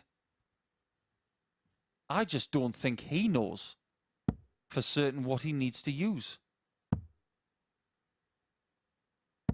80. Richard should require 148. You better hit this because Scott will take that 124. Well, he took 2 tumpless finishes in his first game, didn't he? 140. Scott should require 124. Can you imagine Richard's face if this does go in when he's sitting on double 4? Bullseye. Yeah, that's game short in the third leg. Look at Richard Scott there. Walters. What can you do about it? It's ridiculous darts. Forward And leg, the it's strange Richard thing to throw is, first. his average Game is on. only 107. It could be way better. 60. 95, the average, and he hasn't had a shot at a double. And I mentioned that Walters had a personal best of 103. 180. He couldn't hit more 180s tonight if he was throwing porcupines at the dartboard. He's had so many 57. of them. I'll make that 7 for the night already. 7 and 5 ton-plus outs. In any room, 60. anywhere in the world, that wins. Especially when you're taking the big shots out to 140. basically deflect everything your opponent is doing. He said at the start of the show, didn't he, in the interview, he says, I want to do this full time. Well, if you do this, 57. You'll be doing that full time pretty soon. It may have been what happened here a few weeks ago. A strangely good thing for him to refocus him. 58. Everybody needs motivation now and again, Matt. I'm surprised he's not leaving double 12 from this position. But he might be leaving 64. 140. Honestly, it's Mystic Meg darts. It's boringly brilliant. You just expect at the moment. I mean, Richard North expects now. He's looked at the screen. 110. You probably don't Scott think should he's coming require back for the 64. 76. Yeah, I don't think he is. I think this is done. Game over, 4-0. See you later.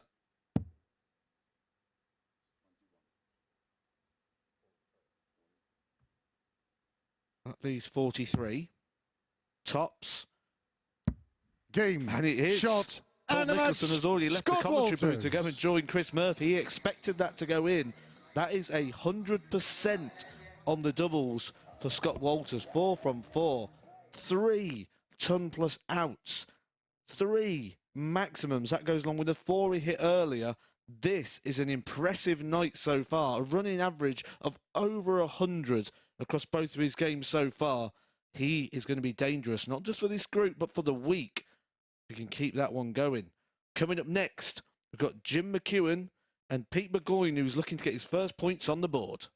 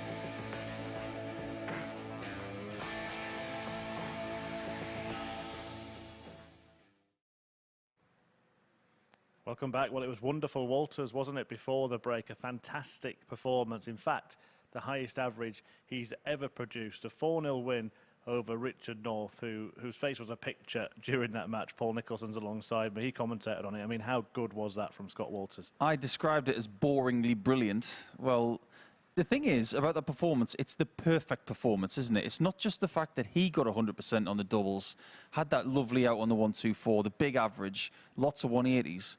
But on top of that, it's denying your opponent any shot at a double when they've played pretty decent stuff. Let's face it, Richard North was outclassed from the very off. That is what Scott Walters can do. Yeah, he's shown tonight what he can do. It's that's 105.47. That's some standard. But I mean, you said it in commentary. It could have been even higher. Yeah, he was up at 120 odd after the first couple of legs. So he did drop in leg 3, but when he got his chances, he took them. You don't get anything extra for your average being higher, but I just get the feeling that that performance gives us a little hint as to what he could possibly do. And I wouldn't be surprised if he embellishes on that personal best sometime over the next couple of nights. What he really could do is get through to Saturday night here. We'll take a first look at the Group B table. Scott Walters winning both of his matches, but James Hurrell has done his. Despite what we saw from Walters, he's still got a better leg difference, only lost 1 so far. Yeah, all good for Hillbilly, and Scott Walters is only 25% of the way there. Even if he wins 2 more games tonight and is perfect, he's still got more work to do. We have to say that, of course. But McEwen will be very, very pleased that he's got 2 points on the board, but lots of work for Burgoyne and North to do. Yeah, Burgoyne is going to play Jim McEwen in the next match. He played decent stuff against Scott Walters in his first game, but it wasn't really there, or was it not allowed to be there against James Hurrell in his second? A little bit of both. I think there were opportunities in there, but Burgoyne just wasn't on the treble 20 and his cover shots as much as he was in match 1. So a little bit of a break, not much, of course, because he didn't have to stay in the practice room too much for game 5, but must get back on it now, otherwise he's going to be chasing for the rest of the group. And the opposite for Jim, a bit slow to start, but he was decent in his last match, and if he wins this one, he's joint top. Still get the feeling this week he's not playing his best stuff. There's a lot of missed shots there, missed singles, dodgy shots towards the treble 20, long and left. If he can start straightening things up, things might get better, but he's definitely scrapping well. Jim McEwen looking for singles here in Portsmouth. Let's see if he can find any. Back to Matt in the commentary box.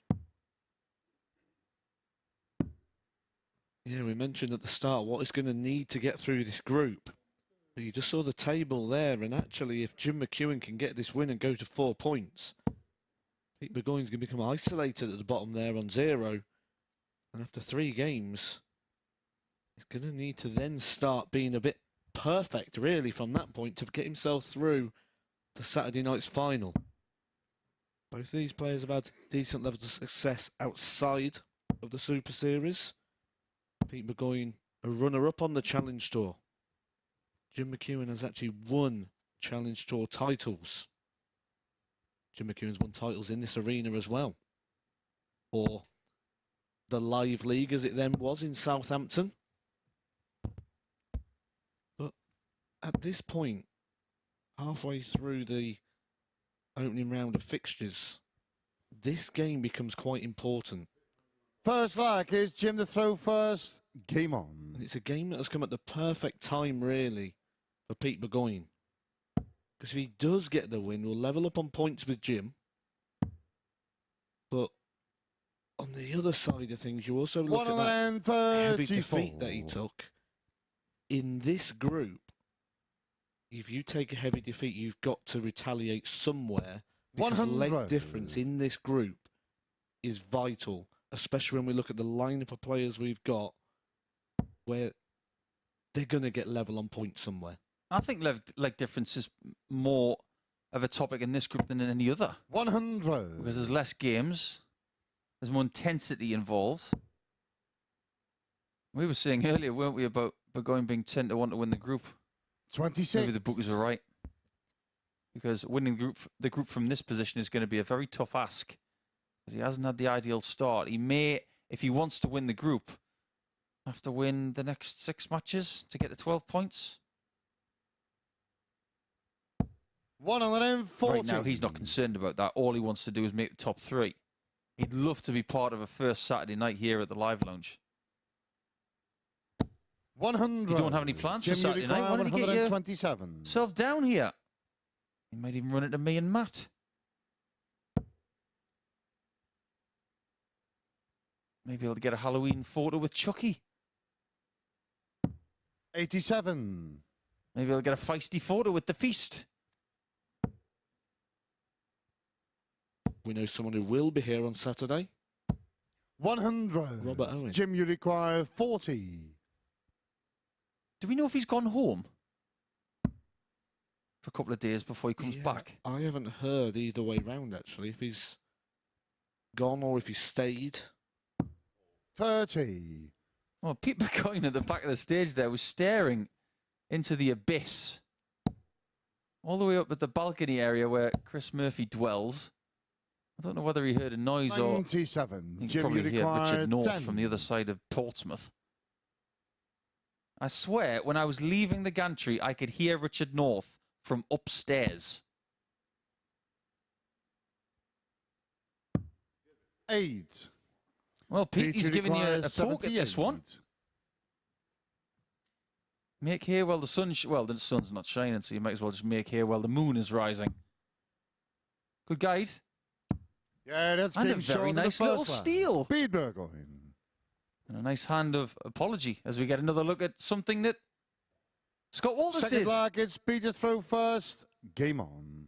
What do they say with New York, isn't it? So good you have to say it twice. That performance from Scott Walters was so good, we had to look at it twice. Wasn't it JJ Kocher? So good they named him twice. 121. Or was it Eric Jemba Jemba? I don't know who it was. Was it Jemba Jemba or was it JJ Kocher? I think it was JJ. Played for Bolton, didn't he? 121. He's no Bruno Guimaraes. Let me just revel in that for the next few weeks. Well, we've still got him. 100. Probably going to sell him in the transfer window for about £200 million. Today's a good day, though, for you getting your steps in. Obviously, the shortcut to upstairs is through the players' room, but to avoid Richard North, 140. you get to walk all the way around the building. I'm not trying to avoid him. I'm just trying to stop myself from getting a headache.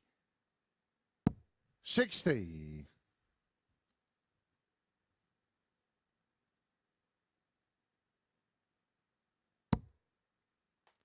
We'll say this, but sometimes it's nice to go and get talked at by Richard North for a couple of hours, isn't it? 80. Is it? Well, the first time, it's not too bad. It's... I just think he's got so much vigour and zest for 100. life. Jim, if you you could require bottle 160. that, honestly, it's $1 million idea. If you had the skill of, I don't know, let's say something like Gerwin Price. 100. Beat you and require the 120. enthusiasm of Richard North. That's a 10-time world champion right there.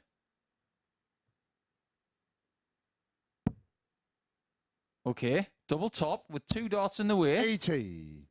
Jim, you require McEwen 60. is dicing with death here because you do not want to be giving chances to Pete.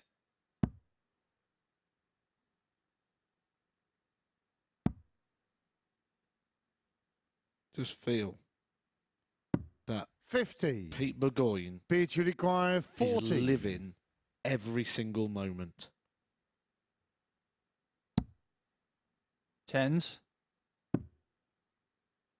Still. 30. He is perspiring a little bit up Jim, on that you stage. require 10. It is somewhat unseasonably warm here in Portsmouth for the end of October. It was almost 20 degrees today. I feel like summer for Jim, coming from Scotland. No score. Wow, he's just missing too many doubles, Beat isn't you he? require He 10. is really irate with the way things are going right now. He's putting a lid on it, but he's got to be feeling the pinch. Oh, and you see how 6. Pete's feeling about that. I don't Jim, you blame him. require 10. Have another go, Jim. He's had 10 goes so far at doubles. We're only in leg 2. Yeah, that's game short in the second line. Takes out the Jim 10. McEwen. But just look at Pete at the back of the stage. He's literally living every single moment. And I mentioned that third leg is Jim darts to is throw quite first. new to him, certainly Game at this on. sort of level. And surely the advice here is don't try and win every moment.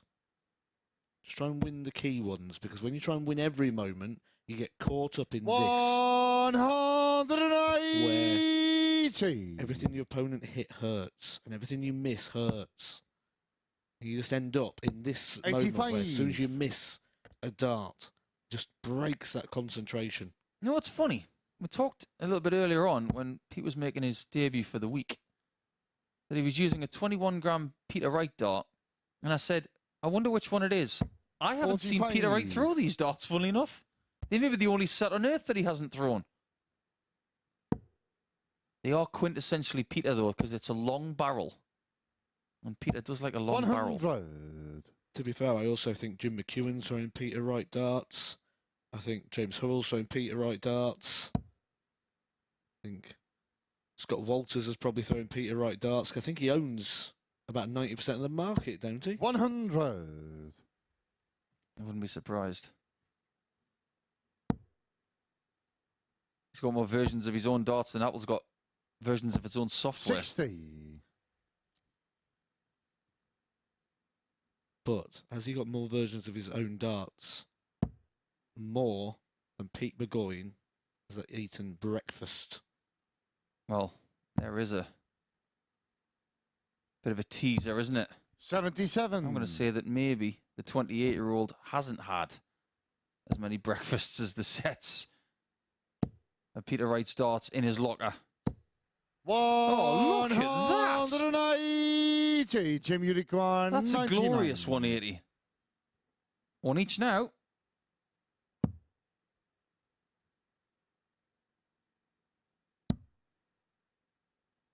Well, he's been missing doubles. Yeah, that's game And then short just in the hits two. third leg. Jim McEwen. Weird game.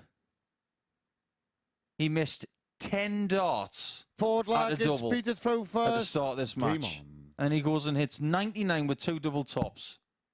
Mystifying stuff. And if McEwen was to get the win here, he would 54. join Scott Walters and James Hurrell on 4 points and confine Richard North and Burgoyne to 0. If you wonder why I mentioned the thing about breakfasts, if he did miss earlier, 140. that was part of the reason that Pete Burgoyne's nickname is The Feast. It sounds like he went to a all-inclusive holiday location 60. and made the most of it. Almost like when Homer got kicked out and then went round looking for another all-you-can-eat fish Yeah, restaurant. can't stop eating. And then he went to court, didn't he? Saying that 58. it said all he can eat, and he hadn't had all he could eat. What did the captain said? That was not a man. 100. That was an eating machine. Yeah, and then when he couldn't find another all-you-can-eat fish restaurant, he went fishing.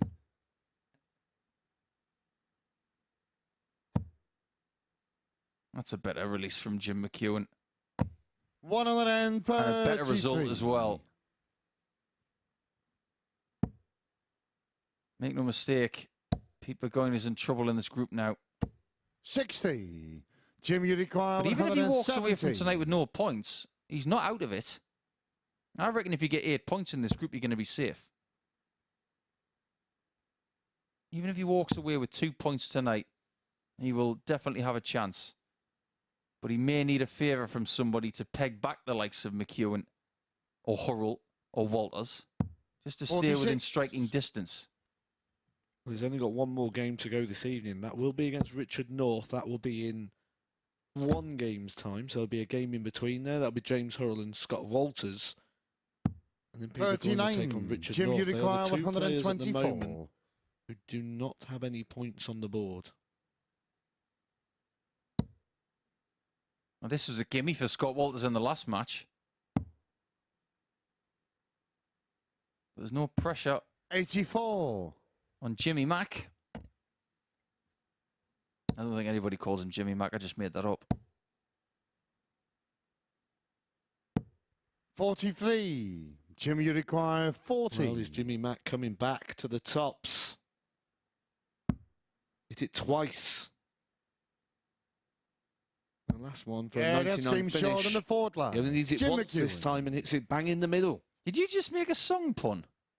Yes. Fifth flag is Jim the throw first. I'm not going to sing it. And an old one as well. Oh, Jamie Mack. Yeah, I see. I didn't even know it. So there you go. I've been schooled there by the Edgar. I bet you Chris Murphy knew that one. 140. Nothing seems to be going the way of Pete. I wouldn't have called him the feast. I would have called him the sound effect. 140. Because we had a little chuckle this afternoon, didn't we? Not at his expense. In fact, he was talking to me about it earlier because we talked about his surname sounding like a sound effect. Burgoyne. And you likened it to that thing that you put next to the door. 34. That stops the door from slamming. You know, the spring-loaded door stop.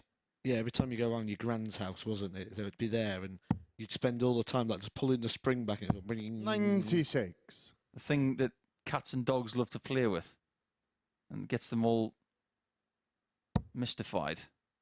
Well, the only person who's mystified right now is Pete. 100.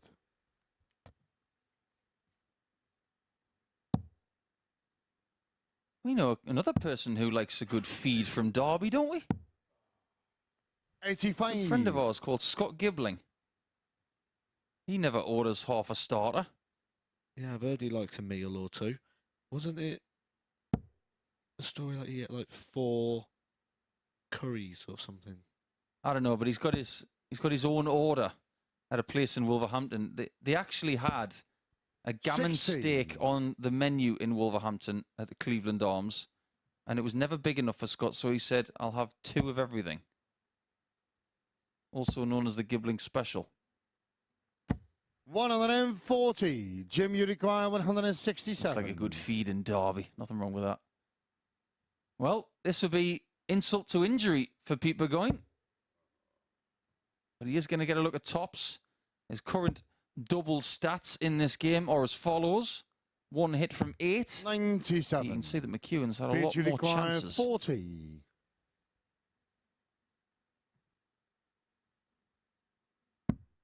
He's a big eater. They want to gobble this one up. Or it could be game over. 20. Jim McEwen on Jim, you 70 require points. 70. Couldn't gobble it up. And Pete's probably feeling like a bit of a turkey right now. Is he going to get the stuff in?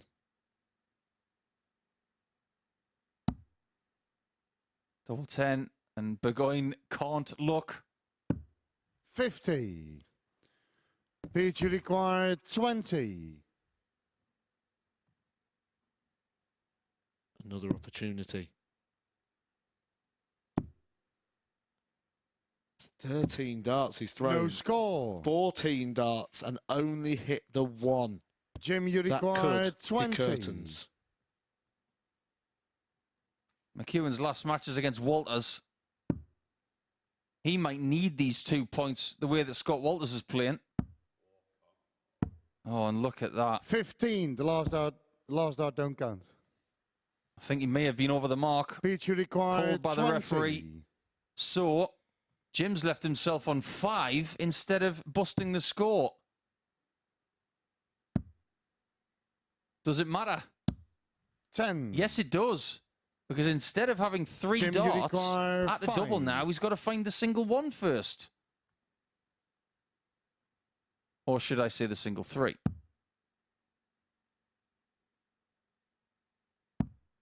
No score. Oh, it's painful. Pete, you He found the require single 10. 1. But not in that situation did he want the single 1. 2 5s. 17 darts. Pete Burgoyne. Yeah, that's game short in the 5th flag. 18 Pete darts. He's Burgoyne. found 2. Keeps his hopes alive. He needs points. He needs wins. 6th Means he flag needs is Peter legs. throw first. And however Game they on. come, he's going to take it. I don't want to cast aspersions on this game, but it's a bit like watching a really under par 45. FA Cup final tie between two teams who are really tired. In fact, you know what it's like?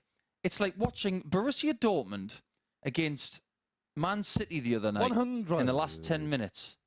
They both knew that it was going to be 0-0, and they just flicked the ball around, and it was getting a bit lackadaisical, and you think, well, what's going to happen 45. next? But here's the thing. These two actually want to win. That's what's making it a little bit watchable.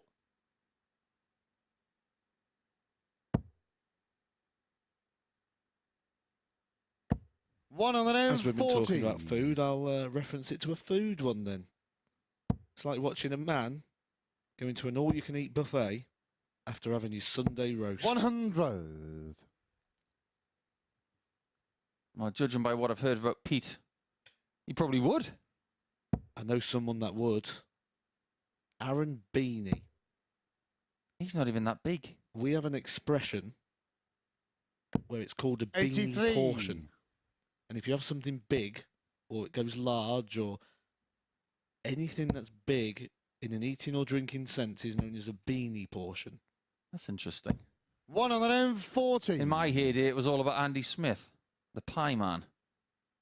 I was in a Chinese restaurant with him. Would have been around 2009. I was sitting with my friends and Andy was asked to leave. Apparently, that all-you-can-eat restaurant couldn't handle the pie man. 24.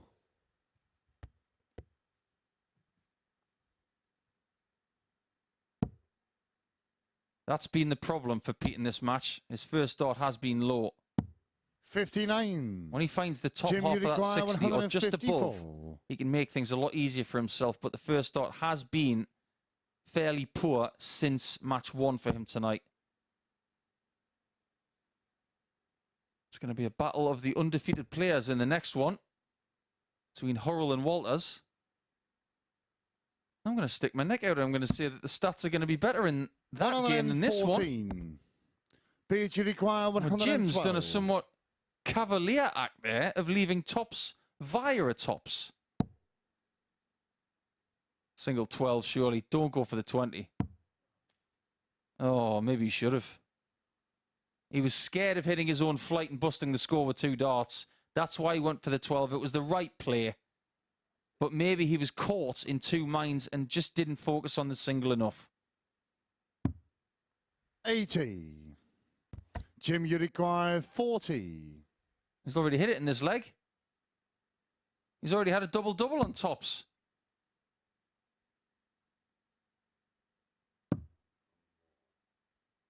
Back to 5s.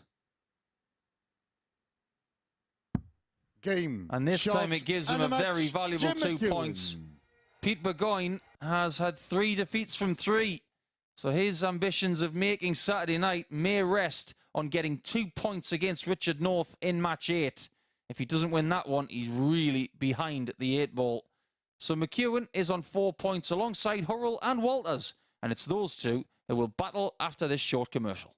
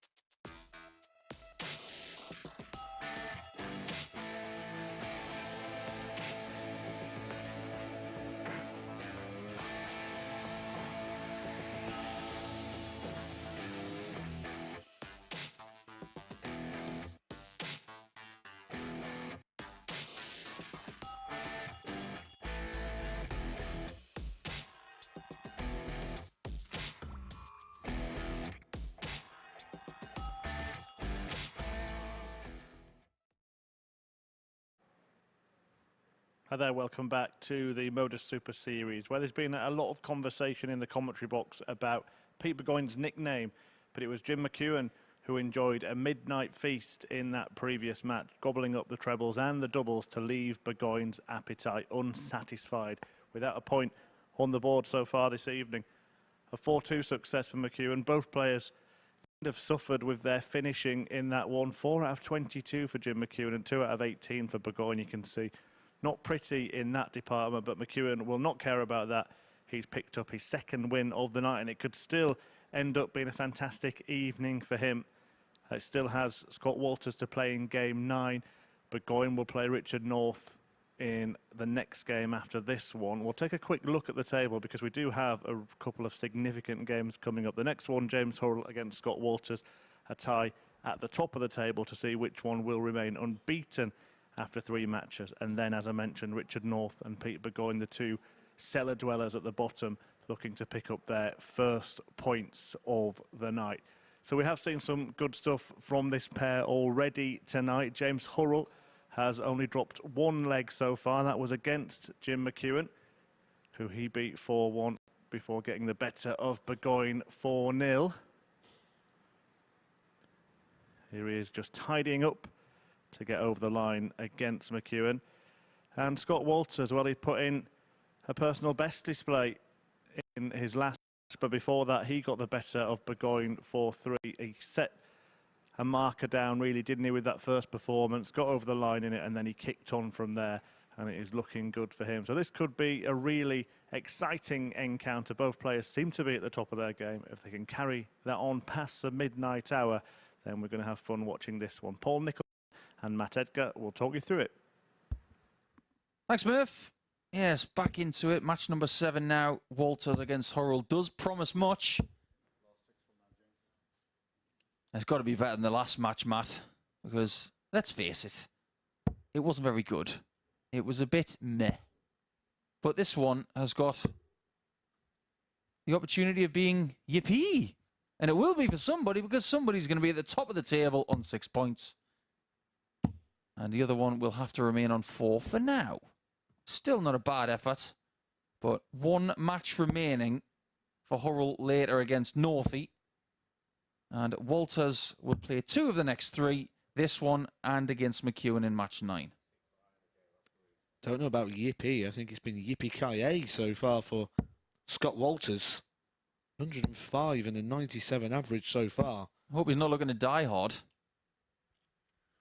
First leg is James to throw first. Game on. Be looking to dish out some punishment, though, that's for sure. He'll be looking to go hard right here against the England captain, James Hurrell, who will be very satisfied with his night's work so far. And funnily enough, because of the exploits of Walters, you sense that Hurrell has gone under the radar a little bit. So let us firmly put him back on the radar. Averaging 90 in his first game, winning 4-1 against McEwen. Then 96.97, beating Pete Burgoyne by 4 legs to 0. That is a very good night's work, but he's only halfway there.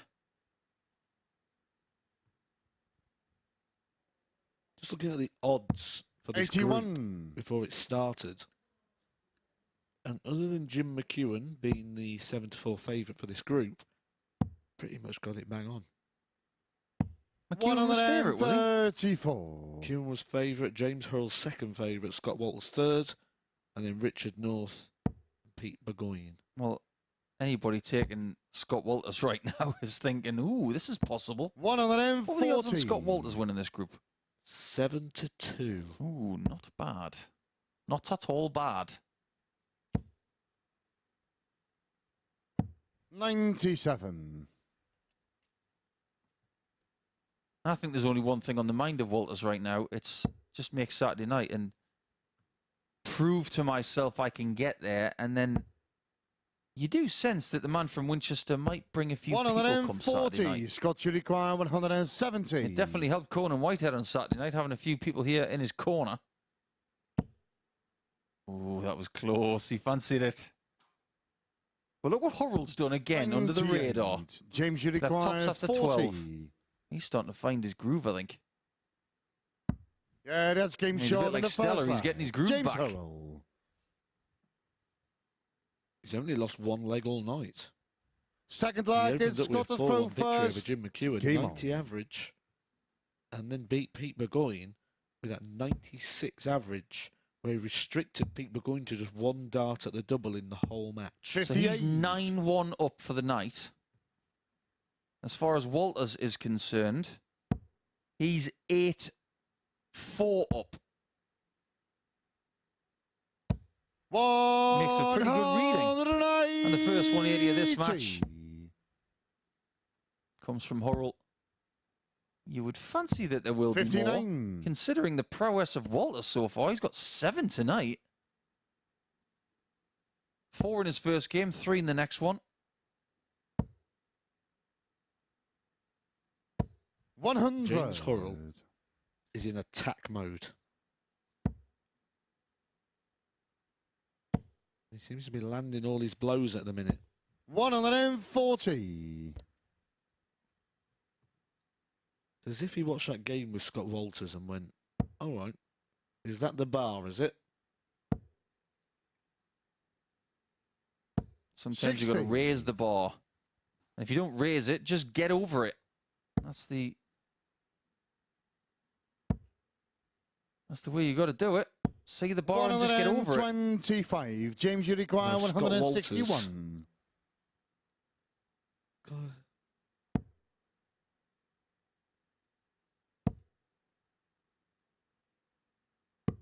He's utilising the ball really well, isn't he? 119. Just working out the maths there. That was a risk. If he didn't hit that treble, he would have left 79. himself on the James, you require 159. 71. And when he's mentioning things at the start, like he wants darts to become his full-time occupation, that is something he's going to have to work on. Yeah, absolutely right.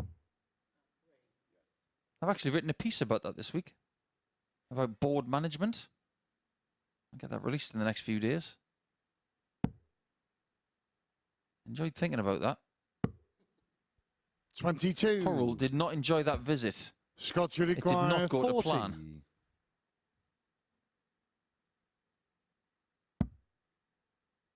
Double 10. Yeah, that's game short in the He's in the second match at leg. 1-1. Scott Walter. But somewhat fortunate not to be 2-0 down because of the stutter. Third leg from Hurrell is James to throw there in leg first. 2. Game on. Yeah, I was just being a bit hesitant, just making sure I got the maths spot on myself. It's always easier when you're throwing patterns, but yeah, if he didn't hit the treble with the last dart, 87. he would have snookered himself on the 159. A switch to the 19s, he could have still left a more ideal shot. He wasn't burning a dart. 58. But the single 19 would have guaranteed him a finish. Always give yourself opportunity. Always make sure you're on a finish. And 57. going past that in approach play, make sure that the last dart you have in hand can leave a finish. If you're not the best counter, not the best tactician, 58. speak to somebody who knows and get used to the new ways of doing things. Yeah, you'd rather a small chance than no chance. That's why people still play things like the lottery. 100. If you're going to win the lottery, you've got to buy a ticket. Here's one for you. In the game of golf, there's a thing called a Texas wedge. 140. It's where you hit the ball with the leading edge of the wedge and put it. It's called a Texas wedge. But they made a creation called a hybrid club. It was a mix between an iron and a wood. And after a while, somebody figured out that if you're in the semi-rough, just off the green, it may be easier than using a wedge, just using that rescue club to put it. 180. It's called the evolution within a sport. Counting and equipment have changed in this sport. 140. James, you must requires 77. follow the evolution to keep up with the elite of the game. Hurrell has now got 2 maximums in this match, and again, on a 2-darter, he's leaving himself a bit snookered. 67. Could have been only a shot at the bull, Scott, but you gambled require on the 60 for double 105. 5. It doesn't pay off, and Walters could steal. He's had 5 tumbleless shots already. This would be his 6th of the Yeah, night. that's game short on the third leg. We said Scott earlier that Walters. Jim McEwen's hit 7 in the week, and he was the most likely to hit one tonight. Fourth Scott leg, Walters it's has got Scott throw 6 first. already tonight. Game on. And he just feels like he's more likely, doesn't he? I do now. He's a bit flat at the start of this game, but he seems to have caught fire. 58. Another interesting expression to think about as well is when people say, "Oh, you got more chance of being hit by lightning." Well, actually, Kevin Garcia, who's playing tomorrow morning in Group C, has had that experience. 140. So just because there's a small chance of it happening doesn't mean it's not going to happen. In the words of Jim Carrey. 58. So you're telling me there's a chance? Raymond van Barneveld would like that joke because he's the biggest Jim Carrey movie fan that I've ever met. 99.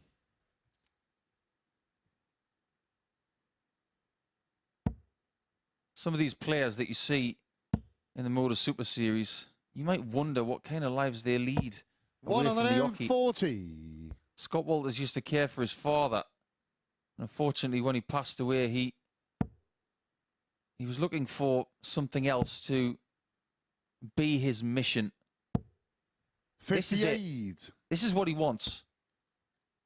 He's a fabulous guy. Selfless guy as well, but when you want to be a dart player, 58. it's a somewhat dirty word to use, but you do have to be selfish.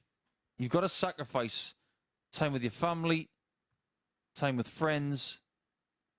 You've got to put the hours in on the dartboard. And if you want to get into the elite to make some decent money and titles on the mantelpiece, you've got to put in an extraordinary effort to do so. Trust me, I know what I'm talking about.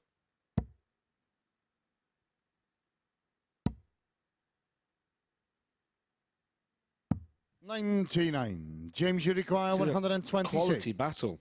Hull just below the 100. Walters in the mid-90s. But is Hurrell about to dish up to Scott Walters what he's been dishing up to everybody else? That's quite curious that he asked if that was in the treble. 101. It was plumb. Scott, you require 88. Bullseye wasn't. It was a very good try, though. Is this in the bull? 50. I'm surprised it's so far James, away, you actually, require 25. considering he has hit the bull tonight.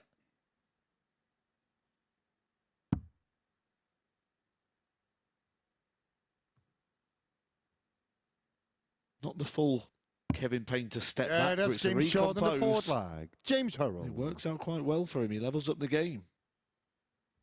I like how you went with the Kevin Painter step back as Fifth opposed to leg the Rob is Cross James one. to throw Because first. Painter did it Game first. on.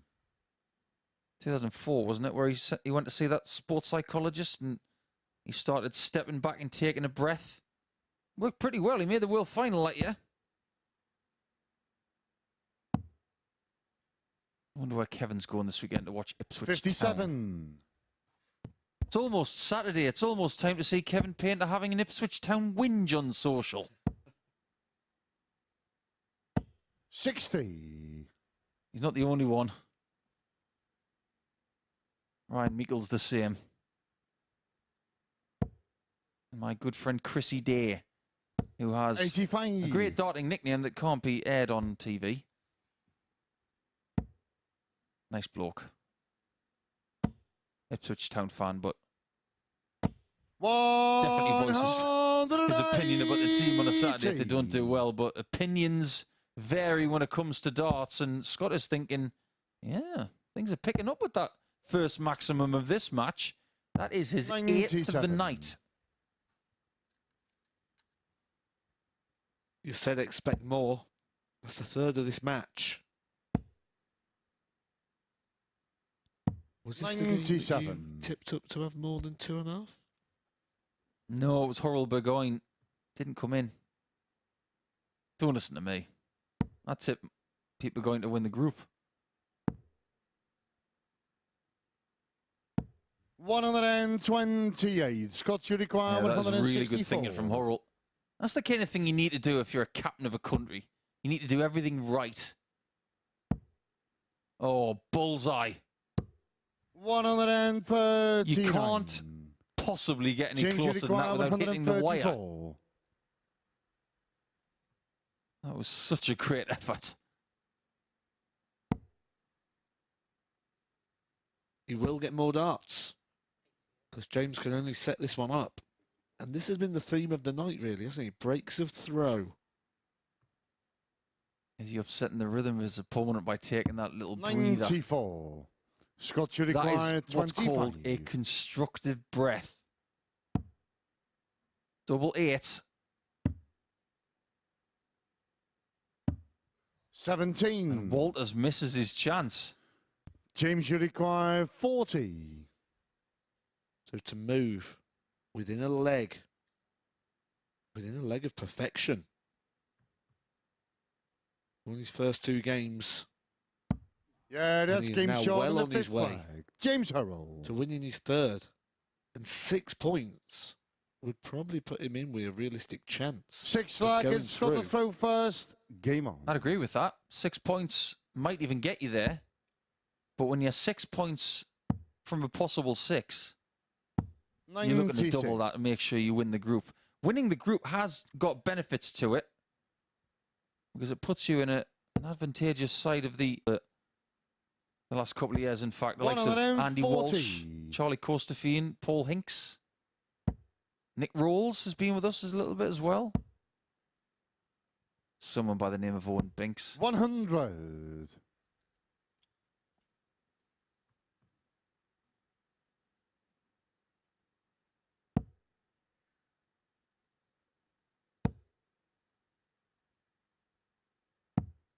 I don't think there's been any more, Scott, has you there? require There's been a lot. 134. I don't want to leave anybody out. If I have forgotten your name, I do apologise. I don't mean to. It's not facetious. 94. Well, that sort of shot there from Scott Walters suggests that if James Hurrell wants to make his night perfect and be 6 from 6, he's going to have to do it in a last leg shootout.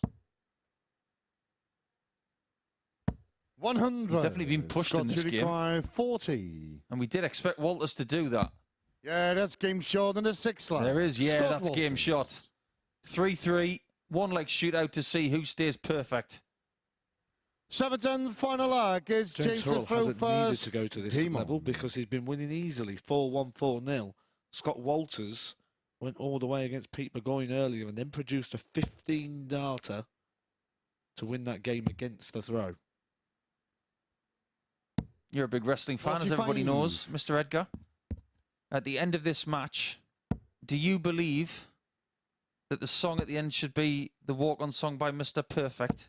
60. Which, let's face it, was one of the best.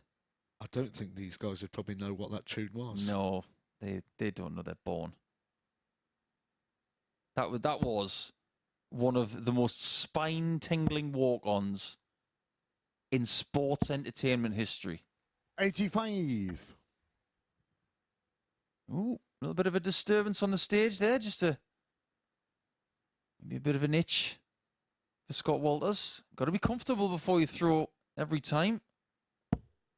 I've seen players throw when 60. they're not 100% comfortable and they have a bad visit which costs them a leg. So I think Scott did the right thing there by stepping back. Not happy with the 2 visits, so scores of 60 and 60. That's not going to get you the break of throw that you need. Needs a max, really. 140. That's not a bad booby prize. Only 10 behind. But needing errors from James. He should go 19s now. Should go 25 and bull now. 58. Should have. Because if he got the 25, he was on a finish. Our spotter here this evening knew 85. the call.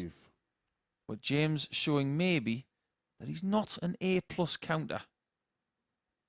He is a very good counter, but there are a couple of things he could potentially learn from in spots like that. Because Walters is first to the finish, and it could be key. 53. You wouldn't write him out Scott, from you hitting require this. 156. He's hit plenty of tumblers finishers already tonight. Okay, so now that Walters has not taken the 156, 140. we have to pay attention to the fact that James Hurrell, with his last start, went for treble 13 on purpose. So leaving the 120 was his call.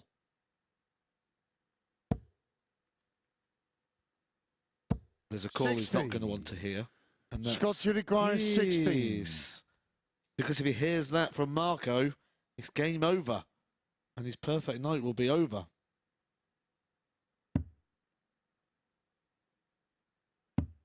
Game. Scott Walters is Mr. Perfect. Scott Still, Walters. Hurrell does not get over the Scott Walters hurdle, but all is not lost. 90 average again for the third game in succession for Hurrell. His level of performance has been very consistent tonight, and 4 points from a possible 6 is still not that bad. But Walters is getting super close to qualification already, but he knows from past experience he's still got a job to do. Pete Burgoyne and Richard North have got a very big mountain to climb because neither of them have any points, but after the next game after the break, somebody will have.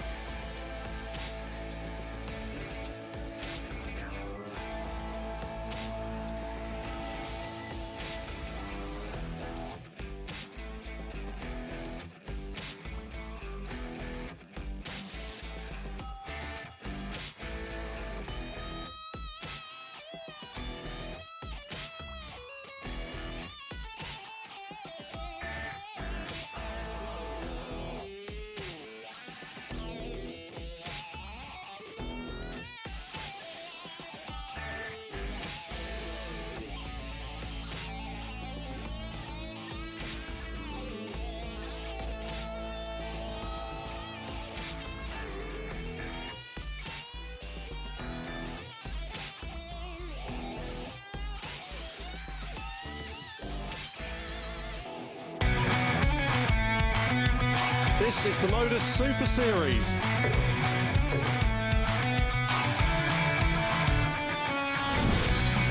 $180.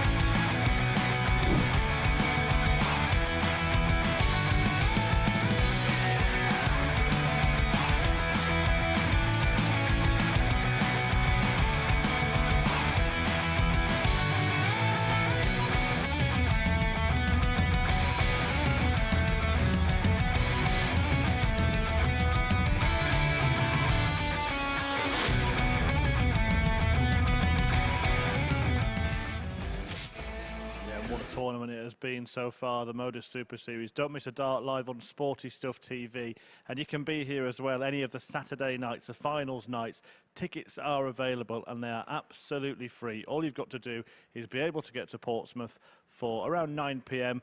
on Saturday evening for a 10 o'clock start and go to dartshop.tv to book yours. And we've just seen Scott Walters go a step closer to booking his place at finals night, but not in the crowd like he was last time around on that stage playing, because he's just enjoyed his third win of the night, a 4-3 success over James Hurrell, who before that game was also unbeaten. Both players maintained the kind of consistent standard that they've produced throughout the evening, but Walters managed to get the better of Hurrell, inflicting his first defeat and maintaining a winning start. And he's now won a game on a Friday, if we go by the technicality that we are past midnight, so he's put that one to bed as well.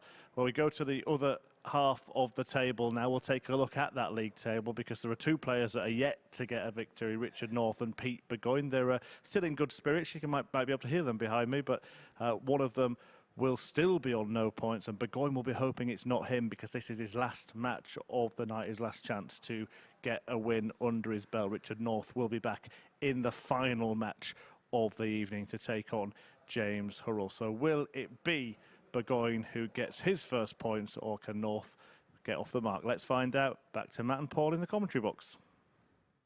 Yes, thanks, Murph. It is very early in the morning. We've got 3 matches left to go.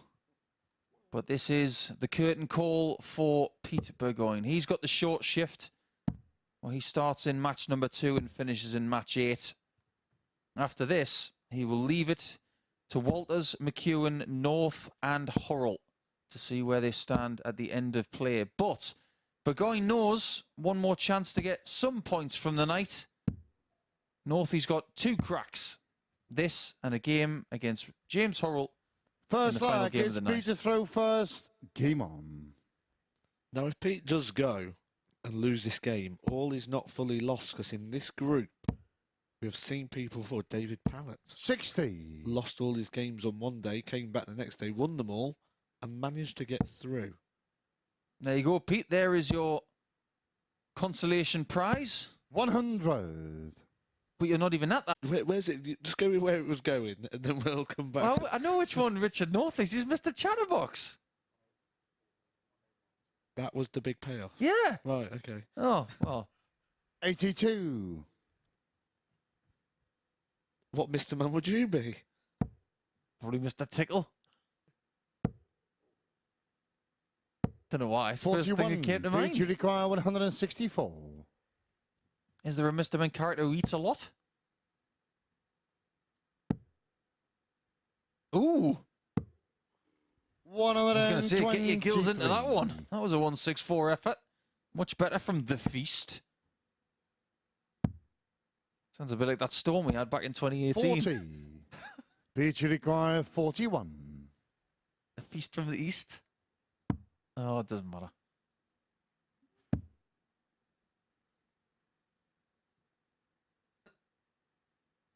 Yeah, that's game short in the first we've got some form of fly in the room. Because we saw Scott Walters get distracted by something. Second leg is Richard to throw first. It's as if Pete Burgoyne right there got distracted, and Richard was so curious as to what had put him off, he had to look around himself. 85. It is deadly silent, this room, but every now and again, you do get some noises coming through from the main strip 21. here in Portsmouth. It was a really good point, actually, made by the players at the start of play. The Southampton studio 81. was pretty soundproof. It was a small room. You played in there. When that door closed, it was like the Crystal Maze. You were in there until you won. And then the door would open. 60. But here, you are exposed to a little bit more street noise than a previous time. 99.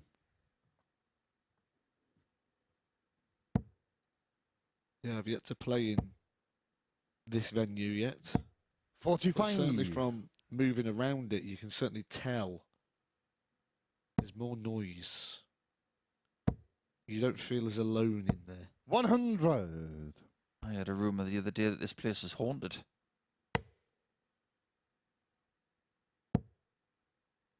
Suppose if it was, this the time of night that you Richard, might you hear a require creak or two. 136. I think it was Jimmy Carr. Who said, 96. it's a very good way to know if somewhere's haunted. How's that? It's not. Grow up. Was his 95. Richard, you require 40. Well, that syringed the fun out of that argument then. Yeah, Double that's James top. Short in a second. And a $16 for Richard Northie. That makes things look a bit more buoyant. Pete Third really leg, hasn't it's played Peter throw his first. best stuff Game since that first game. What kind of effect has that had on his night? Because that game with Scott Walters was ever so fun. 100. Walters averaged 97. Burgoyne averaged 88.9. But he was in that match. 121. He's not been the same since, has he? He's not broke over an 80 average since then. Yeah, I think it has had a profound effect on him. In that game with Jim McEwen, he had 18 darts at a double and only hit 2. 52. And this is what I mean, like, the frustration is on him in every moment. It's like he needs to be good every 3 darts. 96. What you want to do in this format is be good with 2 out of 3, really. That'll do. Scoring-wise, every other throw, if you can have a couple of 45. trebles and then maybe won the next one, that'll be good enough. He's trying to win every exchange. That's a lack of experience. You got to take 100. Take the tons like that. Yeah, you're disappointed. Like Richard is there. He wants to have more, but you take it and you think that's okay. I've got myself a 120-point lead. All is good. 96.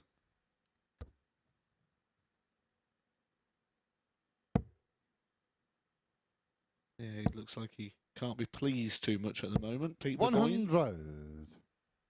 Richard's average keeps climbing. Started at around 82 in this this third leg. 60. It's gone up Richard, to you require 87 now. 84. And his proximity to this 60 bet is getting better and better and better. There's the commentator's curse. Now, what does he want to do? Does he want to go for the 14 ball? Is he going to gamble? 52. He's laid up Richard, and require said 148. to Pete, you're not going to hit this. But he might. Oh, it's almost one of those in-your-face shots. Richard, you require I'll tell you what, 32. the heart was in the mouth of Northie there thinking, oh, I probably shouldn't have done that. But does it work? 16. It doesn't work. Pete, you require 14. He was a bit sloppy on the outer ring in the last game. Yeah, that's game Not short in this the one. third leg. Beat Burgoyne. 2 from 5 for Pete. And actually, that same layup shot that he just did there, I remember doing that Forward to Kevin leg, it's Painter Richard to throw in the practice first. session. Game on. How did that work out for you? So I left him on like a 167 and just set it up. And I said to him, I says, if you're good enough. 140. And he took it. No. He ran across the chairs, jumped onto the table, and it was probably the best celebration I've ever seen from anybody. 180. I bet he enjoyed that. We still talk about it now, and this was some years back. I'll tell you what, when you see Kev next, 140. ask him about the practice session we had. It was in rugby at the workmen's club that he loves practicing in next to his house. And we were having a game of 10 tons, 10 ton pluses, 10 140s, 10 doubles and 10 bullseyes. And we were tied pretty much to the end. And he was in 49. front and he needed one more ton shot to beat me. I needed, with my last visit, to get 3 bulls. I got 3 bulls. His face was like thunder. 101.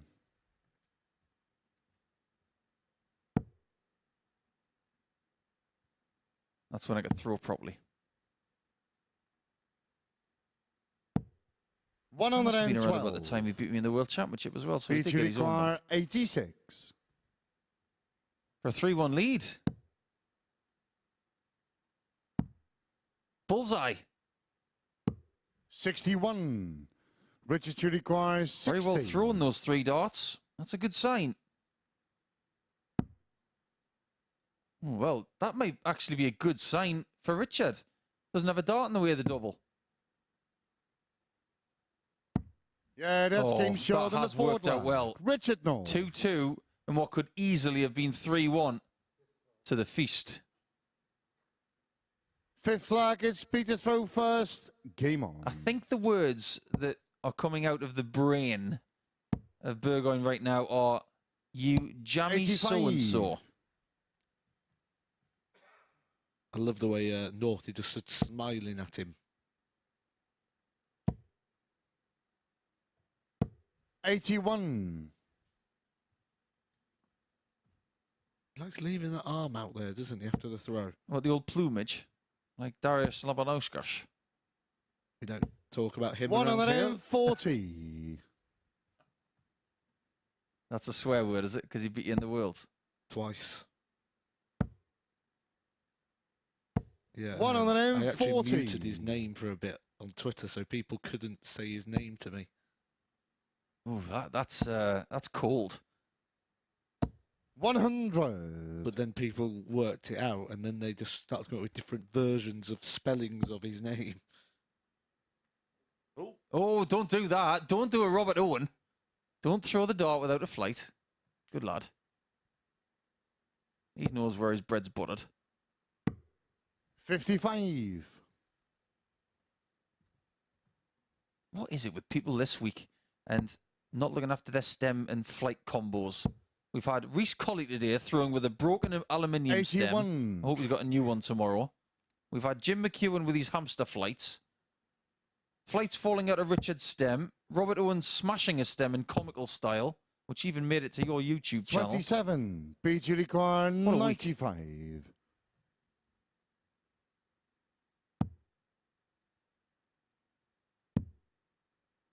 Can he force it through? No, he's going to split it 63. and leave it for next time. Doesn't do that with most of his meals. I'd like to see tomorrow the inclusion of Northicam. What, you think he's going to put a GoPro on his head? Yeah, I just think we should stick 29. a camera on his BG face require 32. the whole game. Just to put another little screen on here somewhere. Another?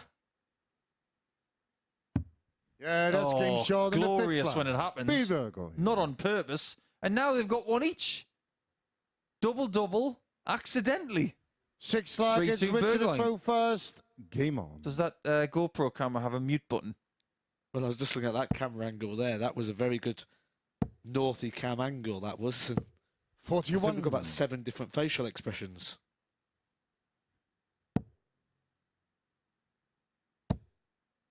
I think facial expression of the day definitely was 59. Mark Graham with the old fishhook lip.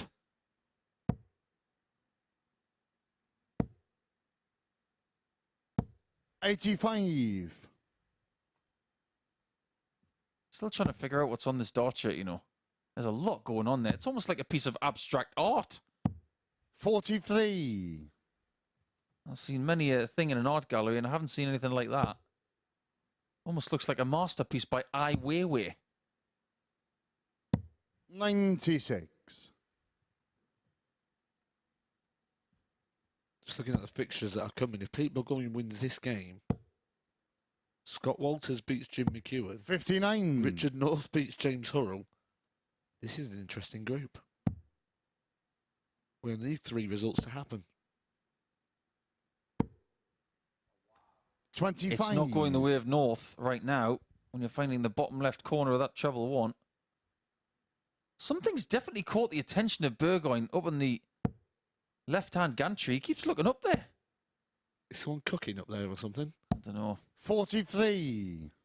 I do remember recording a darts magazine show a few years ago at a studio back in London, and there was a statue of the Virgin Mary. 28. Used to always put us off.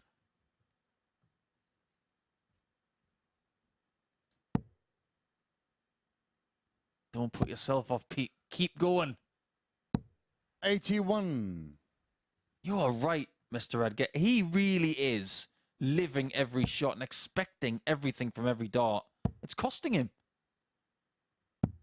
59. Yeah, lack of experience, that. Sometimes you just gotta go with it. Don't try and win every moment. Just win the important ones. Be more Chisnell. Just get up there and do. Don't think. Just do. Don't think. Listen to me, Pete. 140. Richard, you require 167. It's actually a very good 140. That was a good effort on 167. 79. But this could be the first time in a while that Pete Burgoyne has had a match start. Has he had one tonight? I don't think he has. He didn't get one against Walters in the last leg. 36. Not going to get one here. Require 88. Unless Richard North can not convert the 88. Have to use the 18s.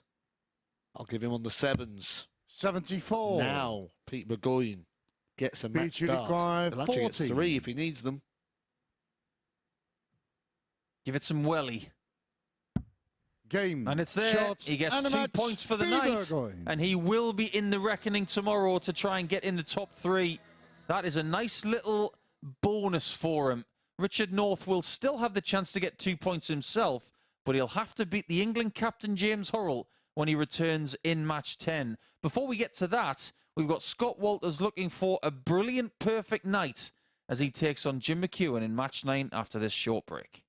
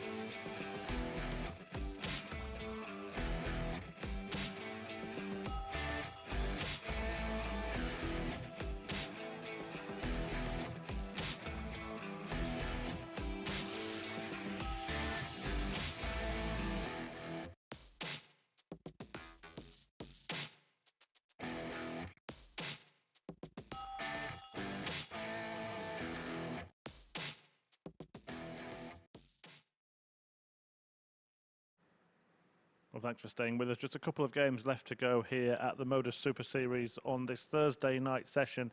And Pete Burgoyne has finally managed to get a victory to his name. A 4-2 success for him against Richard North, who himself is yet to win. He will have one more chance to do so when he faces James Hurrell in the last match of the night. But Burgoyne, well, probably good value for it. It's the first time he's had match darts this evening, and it could have been 3-3, but North missed his chance and Burgoyne stepped in and took his. So a 4-2 success for Pete Burgoyne. He will end the opening night on 2 points. In fact, we can have a look at that Group B table now.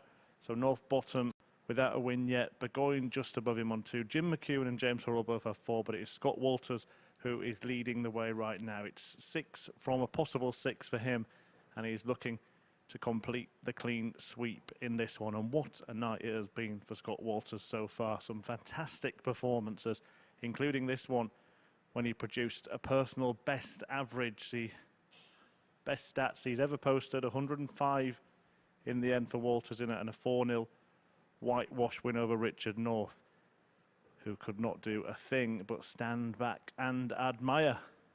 And Jim McEwen, well, he's had moments, I think it's fair to say, this evening. This probably been the key one, because Richard North was sitting on 40 when Jim McEwen took out this 115 checkout in a last leg decider against a throw. In fact, in a match where every single leg went against a throw. So that got McEwen off the mark and could prove to be a pivotal point in his campaign to make it through to finals night, as could this match as well. So attention turned to the league leader. Can Scott win the lot? Let's find out with Paul and Matt.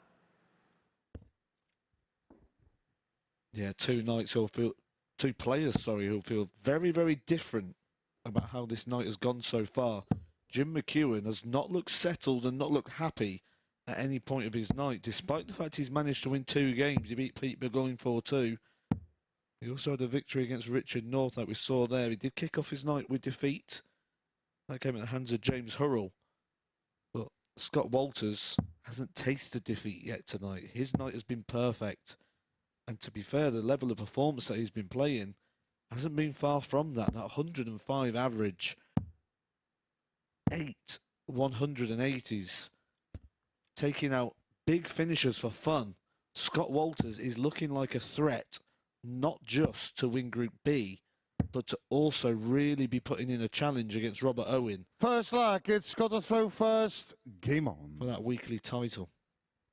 We've only had a couple of ton plus averages this week so far, which is a bit surprising. 60. One came from McEwen. One came from Scott Walters. So the king of performances this week so far. Who's going to get the win in this one? 41. Well, I suggested 3 results that would make Group B extremely interesting. One of them was Pete Burgoyne beating Richard North. Tick. 62. The second one, Scott Walters beating Jim McEwen. That is playing now.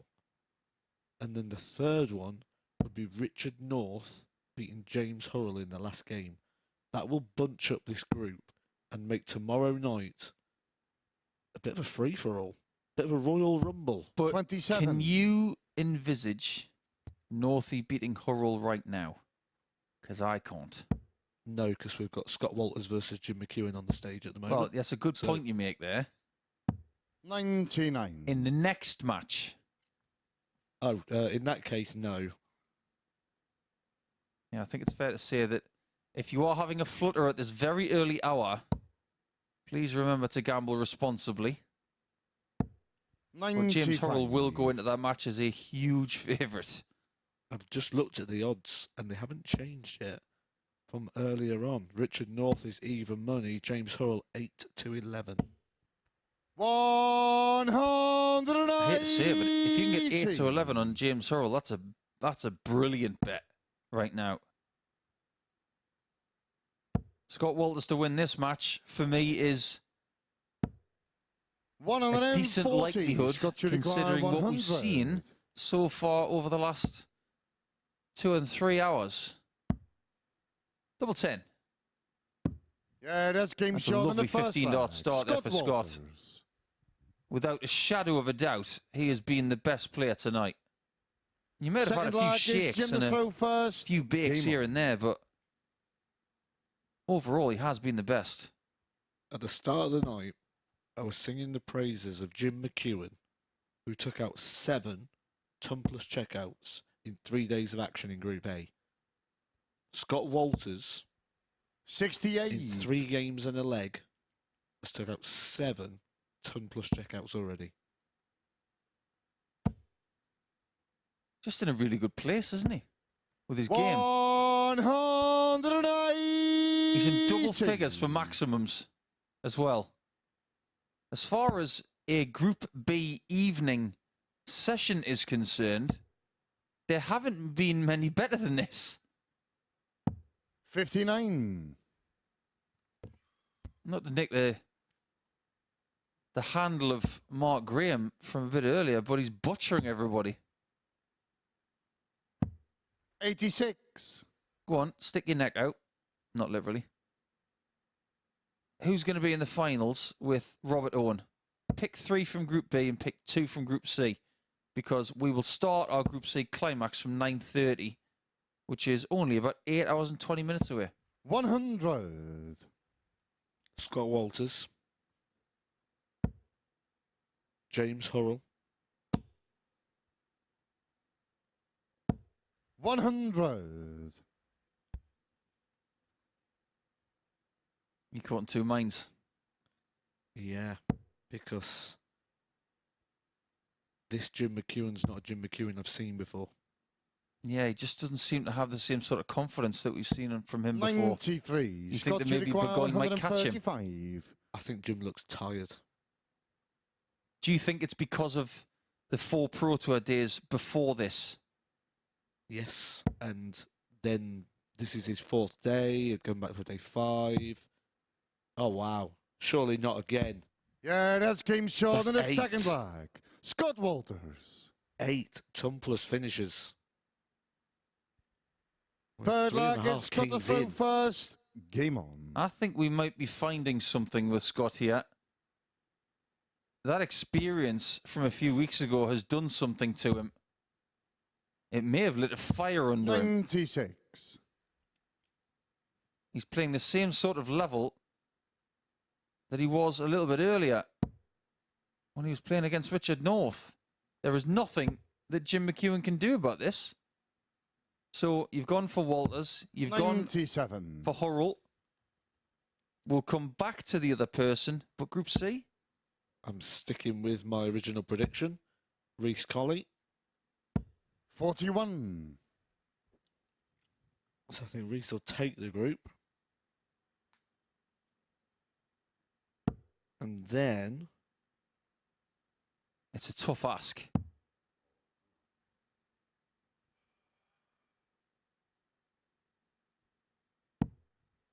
I 81. want to stick with what I originally said and go with Martin Thomas. I've got a funny feeling we might see the best tomorrow from Shane McGurk. 94. I'm going to disagree with you.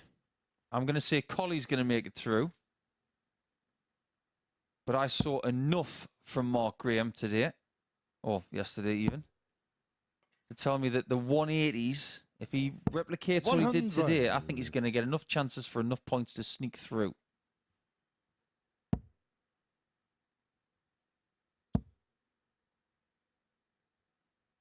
Now Walters is trying to leave the big fish. 60. Skids off the other dart and doesn't get there.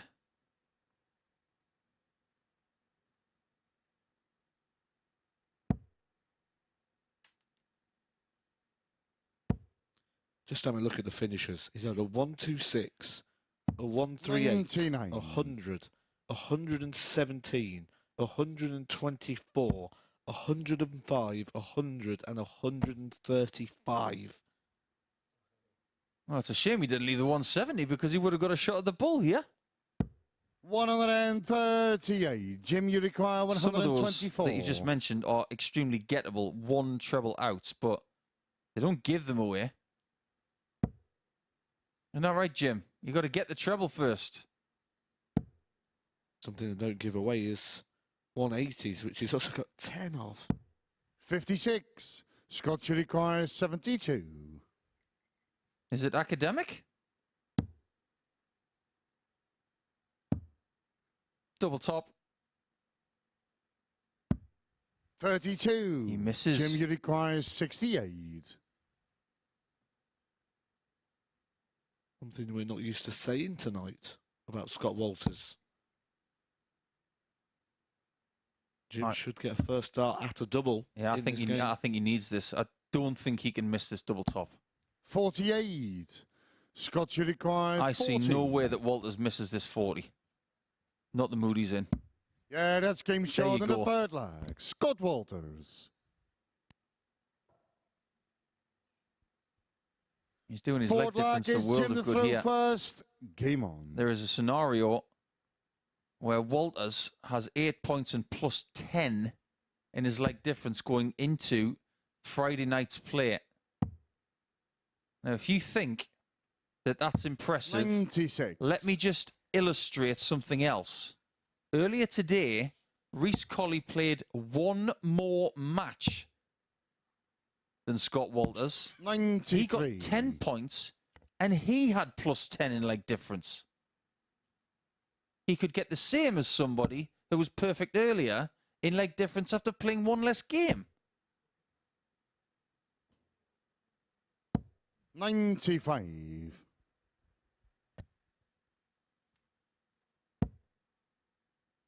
I do believe there's a great deal of snap in that throw right now. He's got a real 60. amount of confidence with the equipment he's using. And he has changed his equipment since the last time he was here. Going to that, I think it's a condor flight and stem combination, which has become very popular recently. 54. Whatever you're doing, Scott, stick with it. It's working. But he, like McEwen, 43. earlier in the week, they're looking a bit chewed up.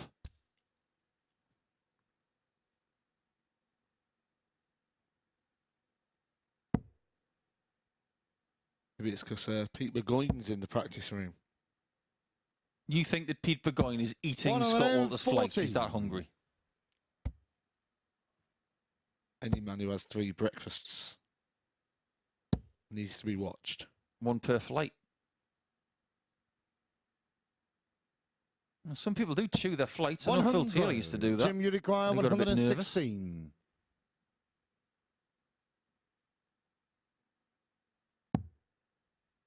Well, that's 9, which leaves 107. There's the 7. This 17. leg is very much alive, thanks to that last dart, because he's still in 3-dart range. Scott just wants to be in 3-dart range. 41. Jim, you require 99. He is, but it's a big ask.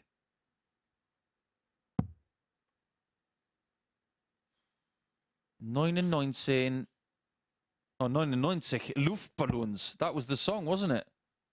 A German version of 99 Red Balloons. Yeah, that's game And there short it of the is. fourth leg. Jim McEwen. So the bagel's not going to be served up to McEwen. That's a really good save. What did we call that earlier in the week? Fifth leg, it's Jim got to Leighton. throw first. Game on.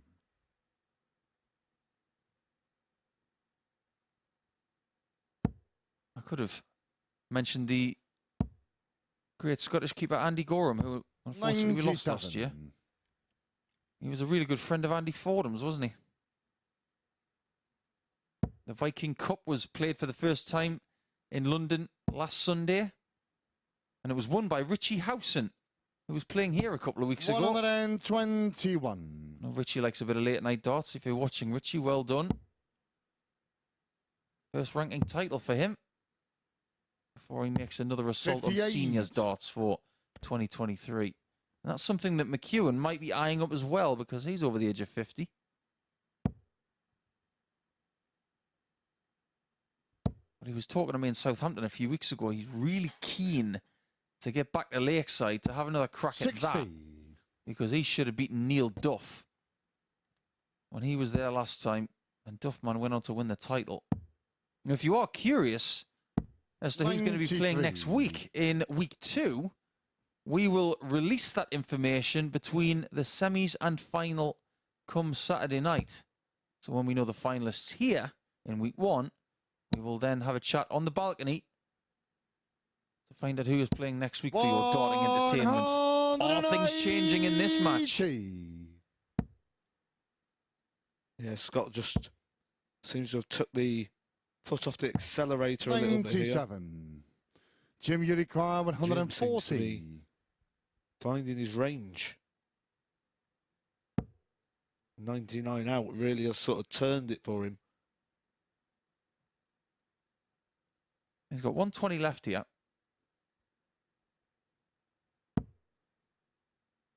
That one's in a single, so the straight ton 100 leaves Scott, tops. you require 156. And Walter's chance to win 4-1 hangs on this shot. One of those magic numbers that can only be found with one combination on the steel tip dartboard. 82. Jim, you require 40.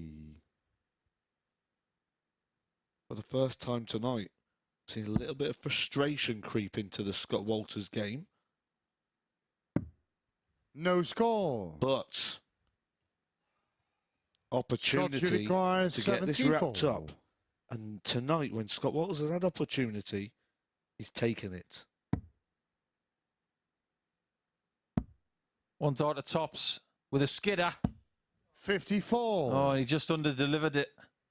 Jim, you require If he'd have 40. thrown that the tiniest bit harder, that could have skid off the barrel and into the lipstick. Nothing is pleasing Jim tonight. Yeah, that's game Was that, short in the mate? 5th flag. Jim McEwen.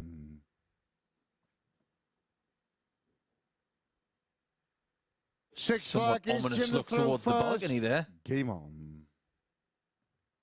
Still got work to do. If he can get out of here with 2 points, he will miraculously finish the night with the same amount of points as Walters. And maybe the same as Hurrell. 95. Now, if that happens, if McEwen wins this game and Hurrell wins the last one, that would be 3 players on 6, 1 on 2, and 1 on 0. 96. That would create this canyon between the top 3 and the bottom 2, which would not be good for Burgoyne and for Northey.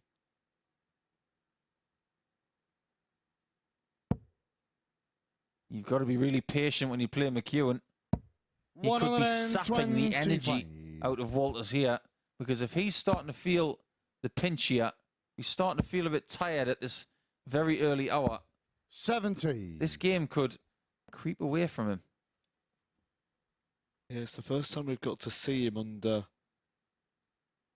a light or a microscope where things aren't going perfect, like they have done for him tonight so far. And you can see he's getting a bit flustered, a bit frustrated. Some of that might be down to the pace. Jim isn't the fastest player. 57. I think you're being very kind, actually. I think Jim understands that he's a slow player.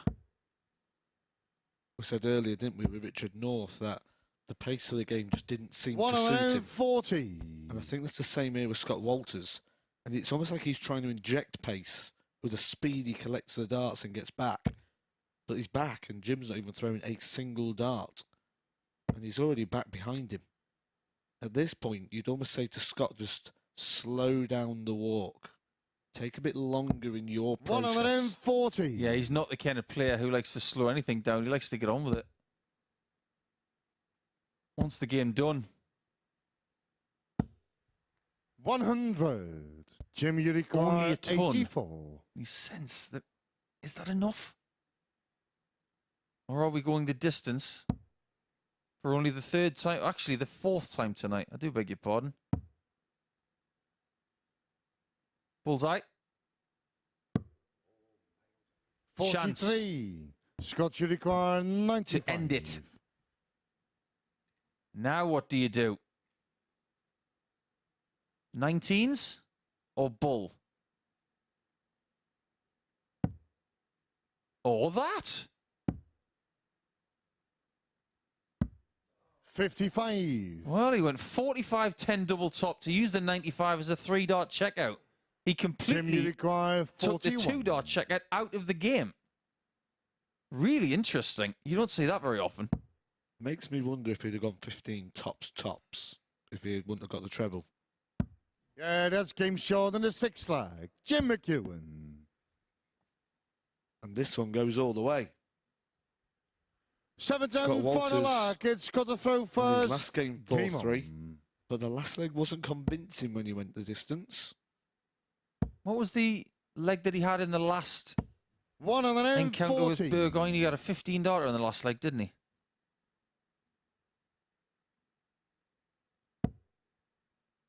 It was a very similar match where it could have been over a little bit sooner, but he had to work really hard for it. 58. Scott Walters had a 17 darter in his game with Hurrell. That was the game that went all the way. That went 4-3. 100. Jim McEwen went 4-3 with Richard North. And that was a 15 dart leg.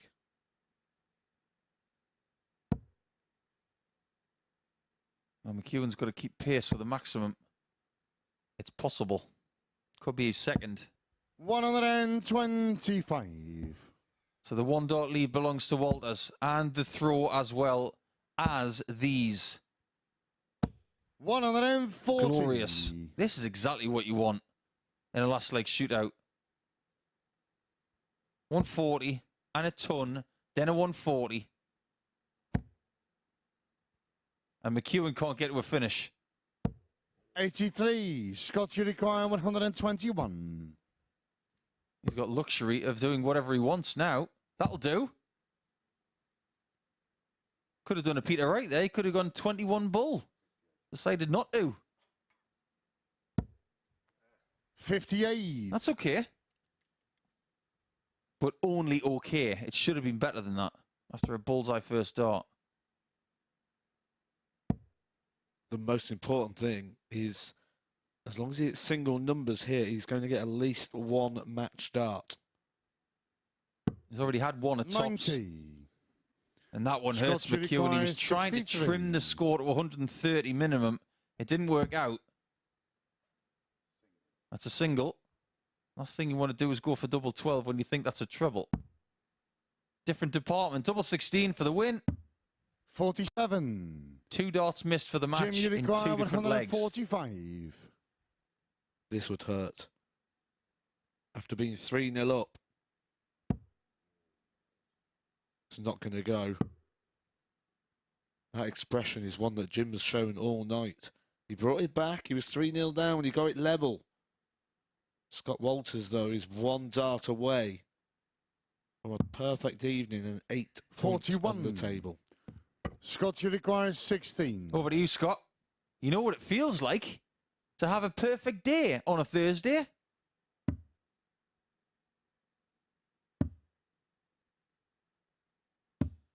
No score. Penny for the thoughts of the player who's Jim, just missed 3 darts at double 8 104. for 2 points. I'm somewhat shocked that that didn't find its way into the red segment. This is what Jim does. He grinds you down and makes bread from your bones. 64.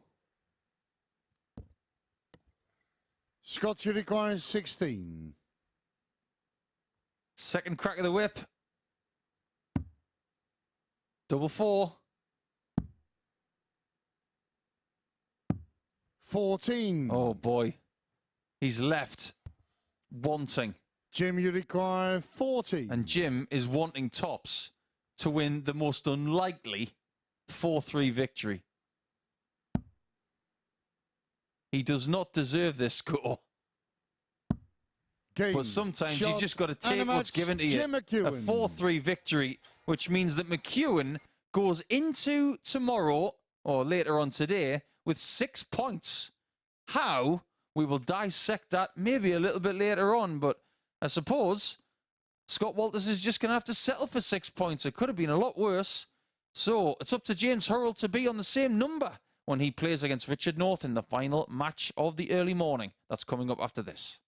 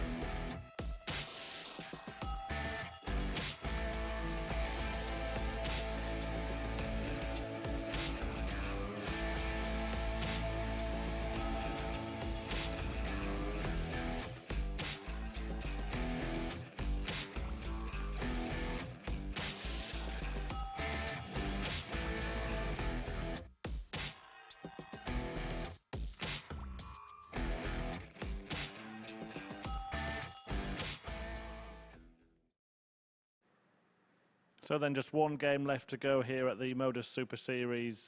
What about the tension in that last one, though, towards the end there? Scott Walters missing 8 match starts to get the better of Jim McEwen, who picked up the victory in the end. You can see there, 4-3 success, all those missed doubles for Scott Walters, despite hitting his 8th ton-plus checkout of the evening. Yeah, that's right, he missed as many match starts in that match as he hit 3-figure finishes across the evening. It would have been a quite wonderful evening's work for Walters, but it ends with a defeat, and it'll leave things a little bit more precarious going into tomorrow's session. We'll have a quick glance at the table. Scott Walters still on the top of it, a better leg difference, but he won't be if James Hurrell wins this final match, because he can move on to 6 points as well as Walters and McEwen, who's ground out some results tonight, hasn't he, as Paul said in comms.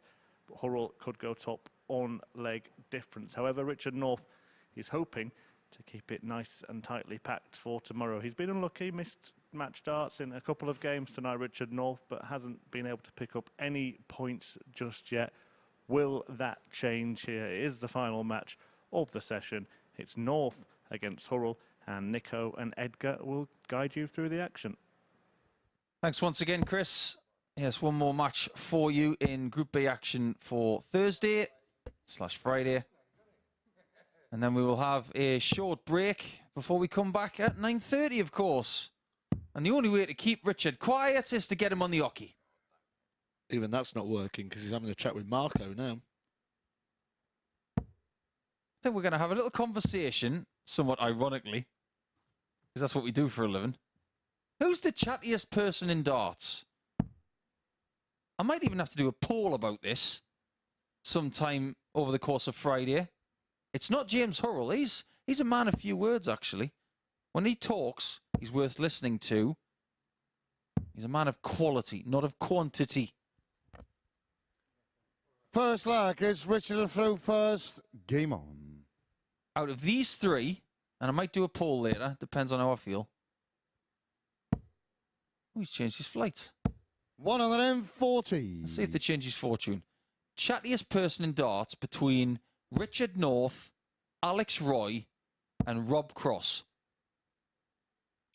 60. You would not want to be in that taxi. If I was stuck in a lift with those three, I have no idea what 81. I'd be like. Those three would just be talking about darts legs constantly. And then I'd be maybe knees to chest, rocking back and forward. Don't get me wrong, I like all three of them, but boy, they can talk. 60.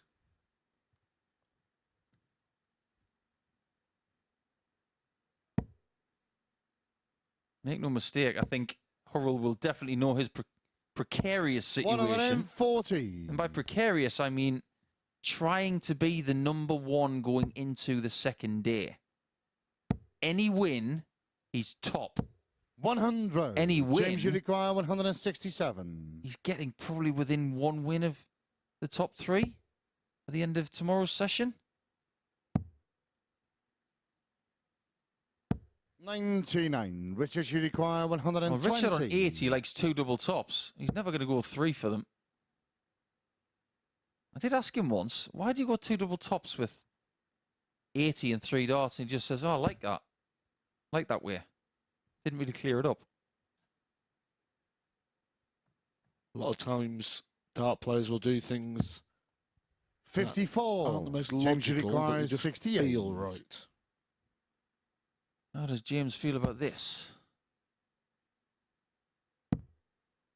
Bullseye. 18. Your guess is as good as mine as to what that hit. It could have been the bull wire, it could have been the 25, it could have been Richard something else. Requires 66. It was gone in a flash.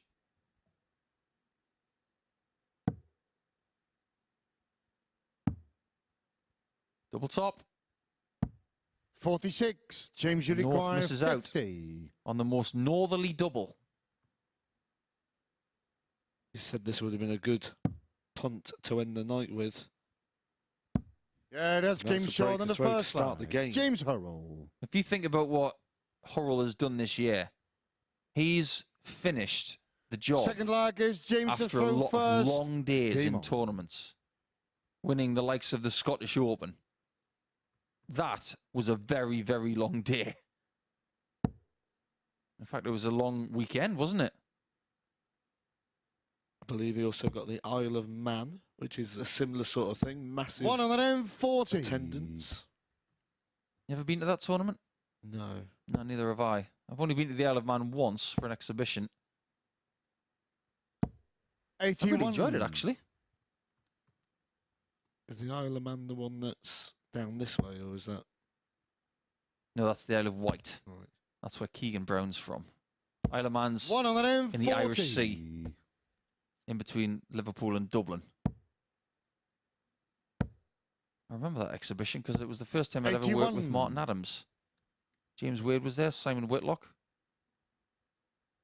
Went to the casino after and had a game of cards with a few of the lads. It went my way. Good old pocket jacks. 76.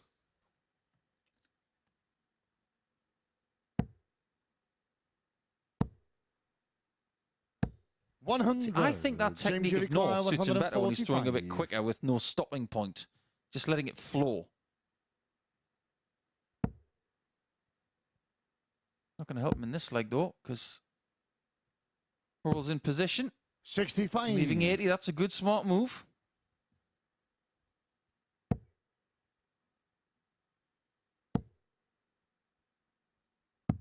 Yeah, nice work there from North to get to the 2-darter. 80. Well, James is already there. Looking to double his lead on double 10. Yeah, that is super efficient. A 14-dart leg. And he's averaging 96.97, which, funnily enough, is exactly what he averaged in a 4-0 victory against Pete Burgoyne in match 4.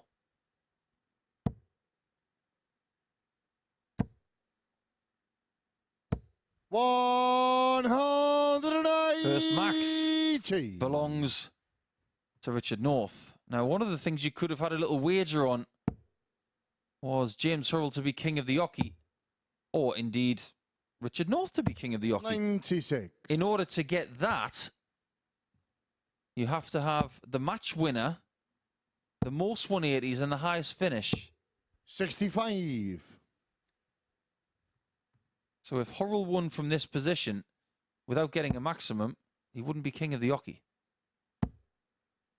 Actually, only Richard North's second max of the night. He got one in his opening game against Jim McEwen. And he wasn't able to register one against Pete Burgoyne or Scott Walters. 28. He's not backing up those shots very well, is he? It's been superbly consistent tonight from the England captain, Hurrell. Averaging 90, 96. Then 90 in defeat to Scott Walters. So he's been at a very consistently high level all night long. We said a little bit earlier today, Matt, that if you're averaging around 88 and about between 35 and 40% in your doubles, 93. That's a decent recipe to get you through a group like this. As it turns out, Hurrell is playing better than that. And he is in a good position. 100. That makes the position just a little better, but only if he's given a shot. This has got to be bullseye first. That puts pay to that. 97. James Hurrell is 72 points away. Put himself one leg away from this match and getting the double break. Double top. 32. That one came out of the cannon. 38. Pick your double. It's going to be double 19. Has to split it eventually. 22. And I think he's going to pay for that. 40. Hurrell so far in this game is 50%. 2 hits from 4 attempts. So this goes in based on what we've seen. 30. But they looked tired Richard, to you me. require 16. James Hurrell obviously played in Group A as well this week. Yeah, so that's he's Game had Short in the 3 third days of leg. action Richard already. North. This is the 4th day. Been playing early in the mornings, 9:30 starts for 3 days. Forward leg is James to throw first. But there Game wasn't on. too much damage done there, although it was an opportunity. It was only a holder throw from Richard North. You don't want to give people those kind of chances when it's only best of 7. 21. You got 3 darts at tops and 2-0 up. You're thinking, right, 3-0. 60. Anything else, I'm unhappy. And right now, James is unhappy with his position at 2-1 up. Because he knows it should be better than that. And look at his facial expressions. He is feeling the pinch here a little bit. This is where you got to dig deep. This is where putting 81. in the extra 20% in practice really pays off. I read an article a few years ago about 24. putting in what you normally do and then calculating how much 20% more would be. And by doing that, it makes games like this easier to dig deep.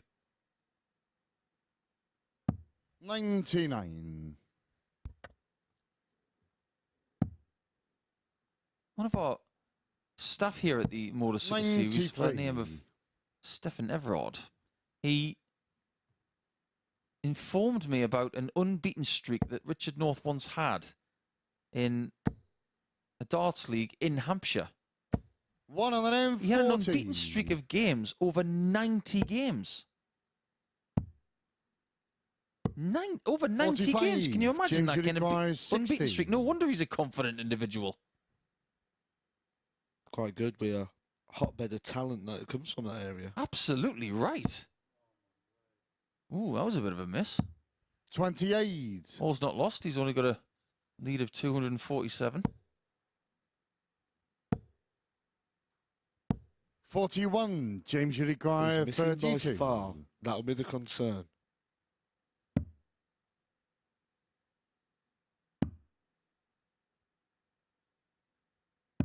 Yeah, that's Game Yeah, Short that's in the better. 4th leg. James Hurrell. He's still not happy with his performance, but here's what's odd about this performance.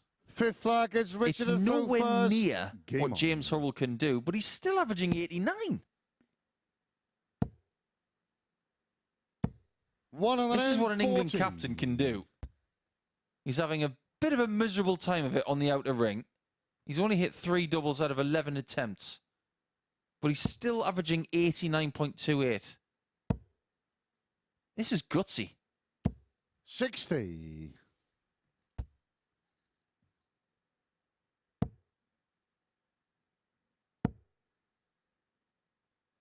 140. Speaking of gutsy, we're looking at Richard North, who's lost all his games so far this evening.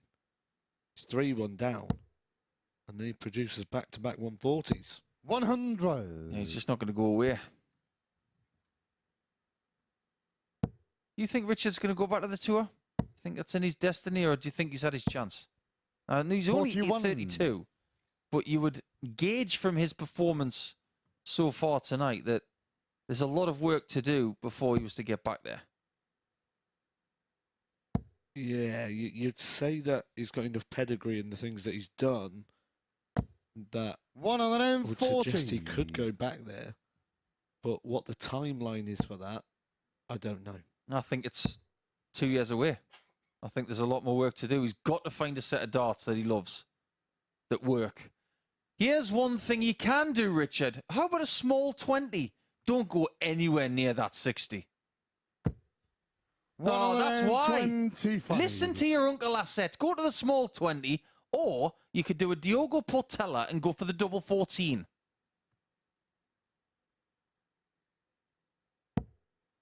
Back when we were playing darts from home during the pandemic, Diogo Portela had 180. 130. He went treble 20, Richard treble 20, then he hit 55. double 14 to leave double 16. It was genius.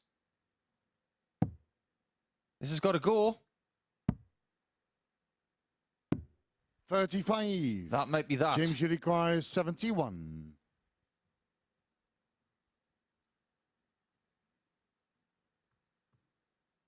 match opportunity.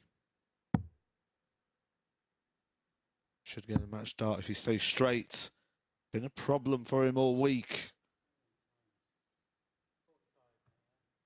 Problem for him again here. But Richard North's got a chance to keep this game Richard going. required 20. A couple of tens.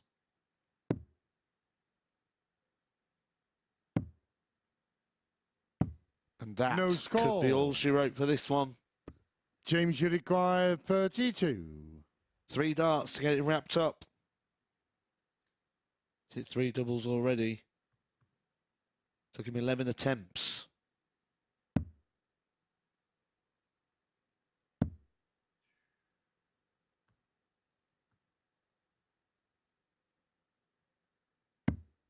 No score. He's going to need more than 3. Richard, you required 20. He just can't seem to get over the line. Not having much success on the outer ring here. He's been missing by some distance. Yeah, that's game short in the fifth Richard flag. North finds the Richard double North. 5. Takes us to another leg. James Hurrell will have the dart, so just like the last time. 6 flag is James to throw first. Richard North takes a leg, but it is on throw.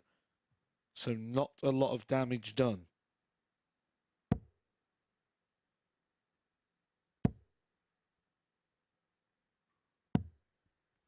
$43. James Hurrell doesn't look like a happy man. Clearly struggling, bit of fatigue. Like Paul Nicholson said, possibly creeping in. 36. This is his 19th game of darts this week.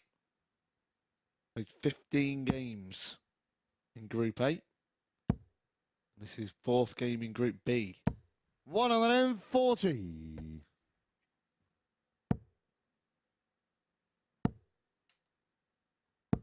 $140.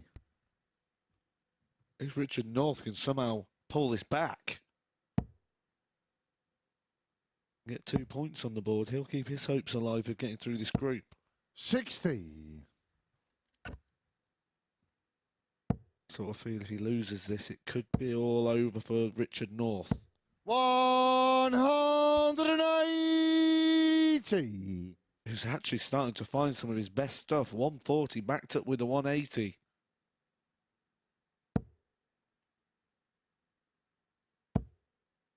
Power scoring coming into Richard North's game. He's only at 180 until this game. Was in his opening game against Jim McEwen. 59. Trebled that total with a 2 from this match.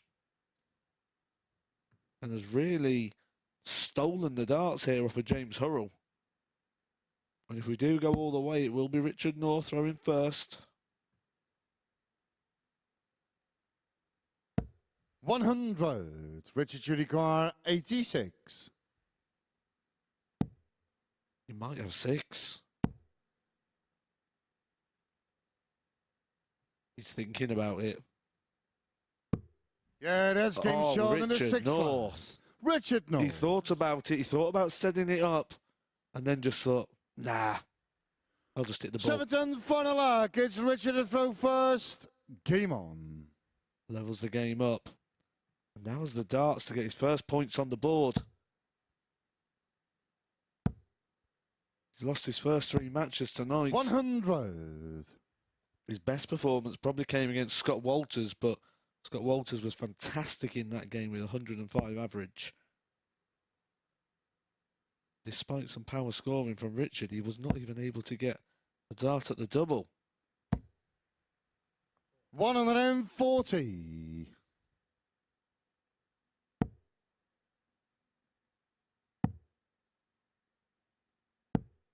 $41. That is an opportunity for James Hurrell to step in. 2 points for James Hurrell will pretty much 82. secure his place through to Saturday. £5,000 on the line. A few extra coins 90. in the pocket. The opportunity get through to Champions Week for the £20,000 main event prize.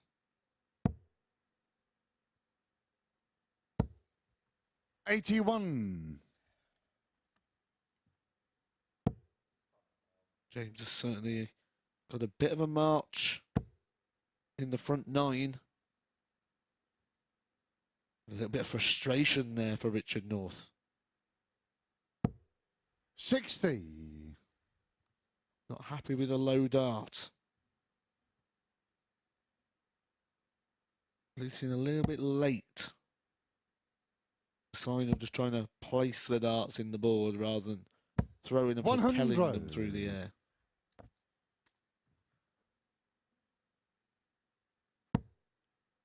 But James Hurrell will get first chance to wrap this game up. 42.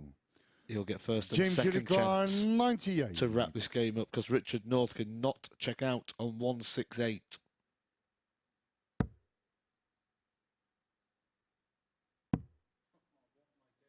And once again, he misses the big number. He had the 10 or the 6 to choose. He picked the 13. Been a bit of a feature this week for James Hurrell. And it's one of them things that the more you do it, the more 87. you become aware of it. He's done it again. He's making a mess. If he does it again going for this 11, he will bust and give Richard North 136. chance at the match. James This is not over. 11. Fours to wrap it up.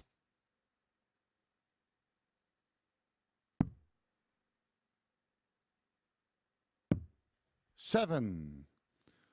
Richard should require 32. From nowhere. Richard North has matched darts. James Hurrell's put his darts down. He thinks he knows what's coming. Game, shot, it is coming. and a match. Richard North claws it back and gets his first 2 points on the board. You've got to say, courtesy of that 86 finish. 18-18, he pondered for a second, then came up and hit the ball. And somehow stumbles over the line in the last leg. Richard North is on the board. 4-3 victory over James Hurrell.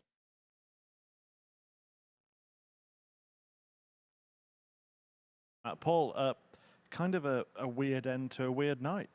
Yeah, it was a bit of a weird night. It's gone on quite long, and I think there's been a lot of thinking about shots, and I think James is going to be thinking about those missed singles at the end there. Obviously, when he's on the 98, he said to himself, what am I doing? Missing the single 6 and then missing the single 9 as well. Obviously, missed chances, but you do get the feeling that maybe he's going to have enough in the tank tomorrow. You would hope so anyway, for his sake. But Richard North very much back in it. Let's take a last look at the league table.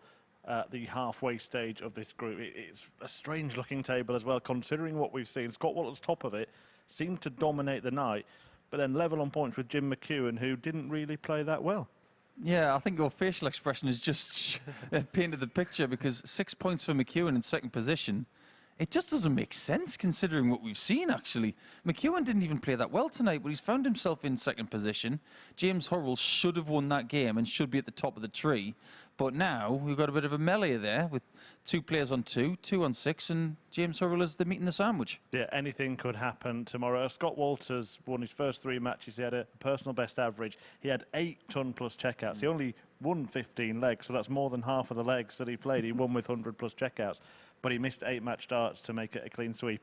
Did he just not want to come back here and get cursed by me again? Maybe not. Maybe he didn't want to do that. But I suppose when you think about Friday night, there's a lot to do for everybody to make the top 3. It's going to make for a really interesting Friday night to see who joins whoever comes through Group C as well. Well, you can watch it 10 p.m. on Friday, live on Sporty Stuff TV and the MODUS Super Series YouTube channel. And set your alarm as well, because we're back with the conclusion of Group C at 9:30 a.m. Same places. So do join us for both of those sessions tomorrow. The MODUS Super Series, brought to you in association with Bet365, Betfair, Betfred, Coral, Ladbrokes, Paddy Power, Unibet and William Hill.